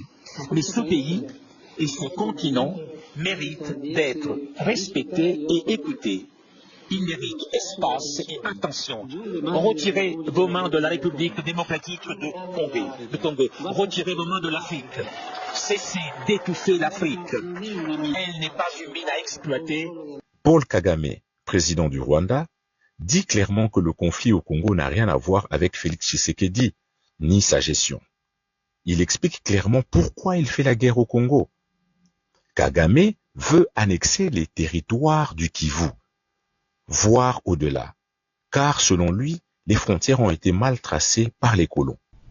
Well, first of all, the problem of Congo or the problem of the region or even the problem of Rwanda is not M23. M23 is a product of many other problems that have not been addressed for decades. If you remember, the problem of M23 was there even before Tshisekedi became president. There was a problem related to it in 2012. If you remember, you look into the history, you will see that. So, and having to do with M23 and the people related to M23, you know, these Congolese, but who have Rwandese heritage. The borders that were drawn during colonial times cut our countries to pieces. A big part of Rwanda was left outside in eastern Congo, in southwestern Uganda, and so on and so forth. We have populations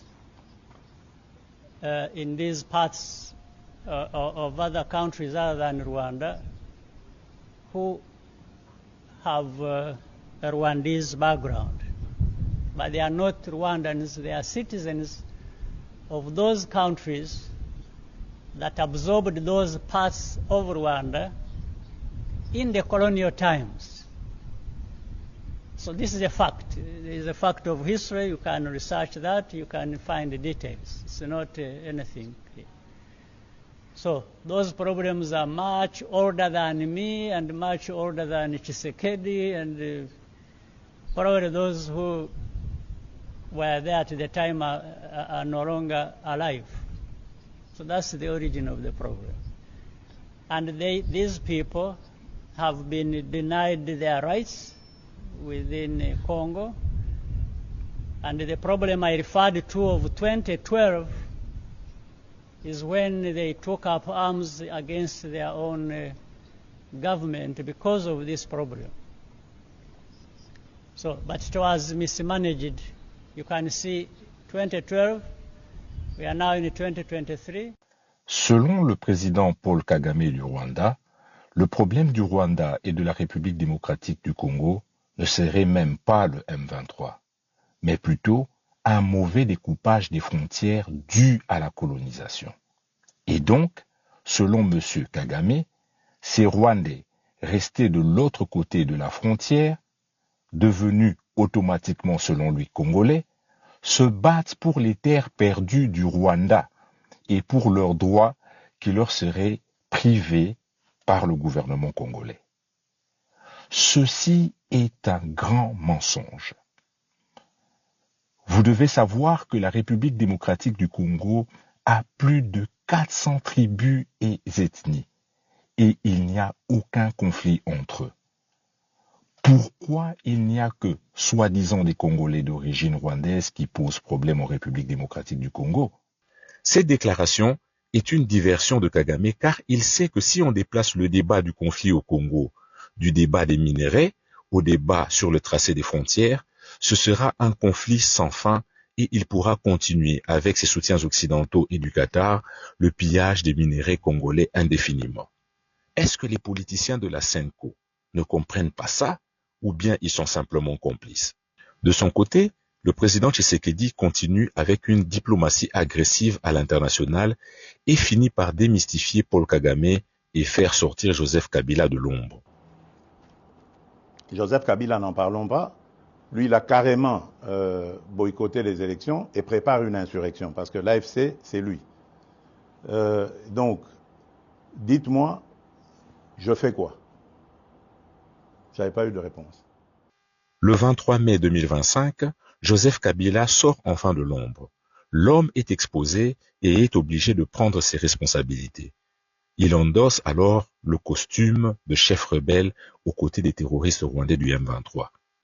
Alors que j'avais trouvé un pays au bord de l'implosion, miné par une longue dictature et de guerre, sans institutions républicaines, économiquement en faillite et socialement déchiré.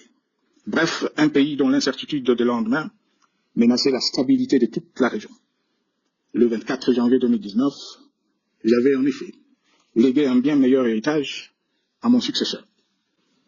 Cette détérioration rapide de la situation générale du pays est principalement due à l'inverse du pouvoir sans limite. Les nouveaux dirigeants subissent en effet par une série de remises en cause, règnements et violations intentionnelles de la Constitution, avec comme toile de fond la volonté irrésistible de concentrer tout le pouvoir entre les mains d'un seul homme, au mépris du pacte qui cimentait la cohésion de notre peuple. Mieux que quiconque, vous savez que pour moi, le Congo est la priorité absolue, que ses souverainetés et son intégrité territoriale ne sont pas négociables, que mon engagement pour la démocratie, la cohésion nationale, la paix et la stabilité n'est pas un slogan creux, et que le respect de la Constitution et des lois du pays, autant que celui de la parole donnée, sont sacrés. Militaire, j'ai juré de défendre la patrie jusqu'au sacrifice suprême. Hier au pouvoir, aujourd'hui en dehors du pouvoir, je demeure plus que jamais fidèle à ce serment. En ce moment où le pays est de nouveau divisé, appelé par le destin, j'ai le devoir d'œuvrer à la recherche de la paix et de contribuer à la reconstruction de notre pays qui se meurt. Le travail hardi qui s'impose à nous portera notamment sur les 12 points suivants. 1. Mettre fin à la dictature, mieux à la tyrannie. 2. Arrêter la guerre. 3. Rétablir l'autorité de l'État sur toute l'étendue du territoire national. 4. Restaurer la démocratie en revenant aux fondamentaux d'un véritable État de droit. 5. Rétablir les libertés fondamentales. 6. Réconcilier le Congolais et reconstruire la cohésion nationale. 7. Relancer le développement du pays par la mise en place d'une bonne gouvernance économique, une gestion administrative et financière orthodoxe et une répartition équitable des ressources nationales. 8. Relancer le dialogue sincère et permanent avec tous les pays voisins en vue de l'instauration de la paix et du développement durable dans la région. 9. Rétablir la crédibilité du pays auprès des partenaires, au niveau tant régional, continental qu'international. 10. Neutraliser tous les groupes armés nationaux et étrangers et rapatrier ces derniers dans leur pays d'origine. 11. Mettre définitivement fin au recours à l'utilisation de mercenaires, conformément à la Convention de l'Union africaine sur l'élimination du mercenariat en Afrique du 3 juillet 1977 et à la résolution des Nations Unies du 4 décembre 1989 portant sur la Convention internationale contre le recrutement, l'utilisation, le financement et l'instruction de mercenaires et rapatrier sans condition ceux qui sont déjà déployés sur le sol congolais. 12. Ordonner le retrait spontané de toutes les troupes étrangères du territoire national. Chacun doit jouer sa partition. Je m'engage à jouer la mienne. Ce discours a été vécu comme un choc en République démocratique du Congo. L'homme sera condamné à mort. Ne pouvant faire marche arrière, Joseph Kabila fait du lobbying pour obtenir des soutiens. Je suis ici pour pouvoir parler avec les décideurs américains dans les différentes institutions, que ce soit au Congrès ou au département d'État ou même au Conseil national de sécurité et pourquoi pas les différentes structures qui s'intéressent au Congo et leur parler de la situation actuelle au Congo, qui est une situation catastrophique, bien sûr. Le président Kabila est un ancien chef d'État, je le vois mal. Et d'ailleurs, je sais que le président Kabila ne peut pas jouer un rôle comme chef de file d'une rébellion quelconque. Mais il est là, il parle avec tout le monde, il parle avec même ceux qui gèrent la cité aujourd'hui, que sont l'AFC de Corneille Nangaa et le M23. Il a des échanges avec eux dans le but de voir si on peut trouver des passerelles qui vont ramener à une solution pacifique. On est dans une zone rebelle, il n'est pas en contradiction avec ce que les rebelles font. Je dirais même que les objectifs de la rébellion sont les mêmes que ceux du président Kabila. Le président Kabila a dit sans le fin à la dictature et à la tyrannie. Mais comment expliquer que celui qui a fait cette rébellion en 2013, 2012, 2013 puisse aujourd'hui avoir le même objectif que cette même rébellion? Le nom peut être le même. M23 pour ce cas précis. Mais les objectifs sont différents. Nous l'avons dit. Les objectifs qu'avait le M23 en 2012-2013 ne sont pas les mêmes qu'aujourd'hui. Aujourd'hui, le M23 a été à Kinshasa, invité par le président Tshisekedi. Ils se sont entendus sur un certain nombre de choses.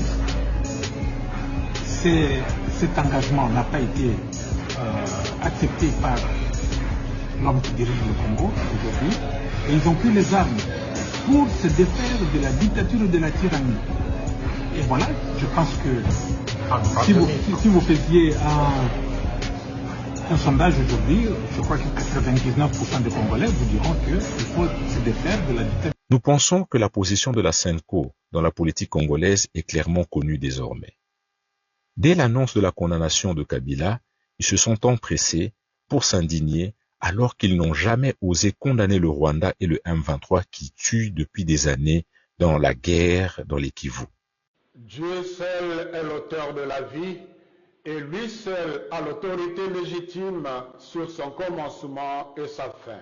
En effet, l'exécution de la peine de mort est une violation du droit à la vie défendu par l'Église en s'appuyant sur la loi divine. Tu ne tueras pas. Joseph Kabila essaie alors d'exister et de se présenter comme rassembleur de l'opposition à Tshisekedi. Alors que l'ancien président de la République démocratique du Congo, Joseph Kabila, a rencontré à Nairobi plusieurs opposants congolais, le pouvoir à Kinshasa dénonce une tentative de déstabilisation avec la complicité du Kenya. Condamné à mort par contumace, fin septembre pour trahison et crimes contre la paix, Kabila a convoqué dans la capitale kenyane un conclave de 2 jours réunissant plusieurs opposants au président Félix Tshisekedi. Baptisé conclave des forces politiques et sociales sur l'avenir du pays, la rencontre s'est conclue par la création d'un mouvement intitulé « Sauvons la République démocratique du Congo », dont Kabila prend la tête. Autour de lui, des figures comme Augustin Matata Ponyo, Seth Kikuni ou Franck Diongo. À Kinshasa, l'UDPS, le parti présidentiel, parle d'insultes à la mémoire des victimes du M23, rappelant les accusations de collaboration avec les rebelles soutenus par le Rwanda. Joseph Kabila, lui, assure vouloir rétablir la démocratie et la réconciliation nationale. À peine la plateforme de Joseph Kabila créée, certaines personnalités, à l'exemple de Franck Diongo et de Joseph Kabila, la quittent déjà, car selon eux, certains discours tenus dans ce groupe peuvent conduire à la balkanisation du pays. Ce tour d'horizon vous a donc permis de comprendre la chronologie de la politique congolaise de 2018 à 2025. Les choses vont probablement prendre une autre tournure à partir de 2026 avec le partenariat stratégique signé le 4 décembre 2025 entre la RDC et les États-Unis. En conclusion, il y a des entités comme l'Union européenne, des pays comme la Belgique, la France, l'Ouganda, le Rwanda, le Kenya et le Qatar, ainsi que de compagnies multinationales qui participent au pillage de la RDC et qui ne sont pas prêts à arrêter. Malheureusement, nous avons constaté qu'en interne, il y a des Congolais qui travaillent pour la destruction de leur propre pays. Les Congolais doivent prendre conscience que la vie de la nation est en danger. Les Congolais doivent devenir patriotes et aimer leur pays. Seule leur unité et le combat acharné pour leurs terres et leurs intérêts permettra à la RDC de reprendre son destin en main.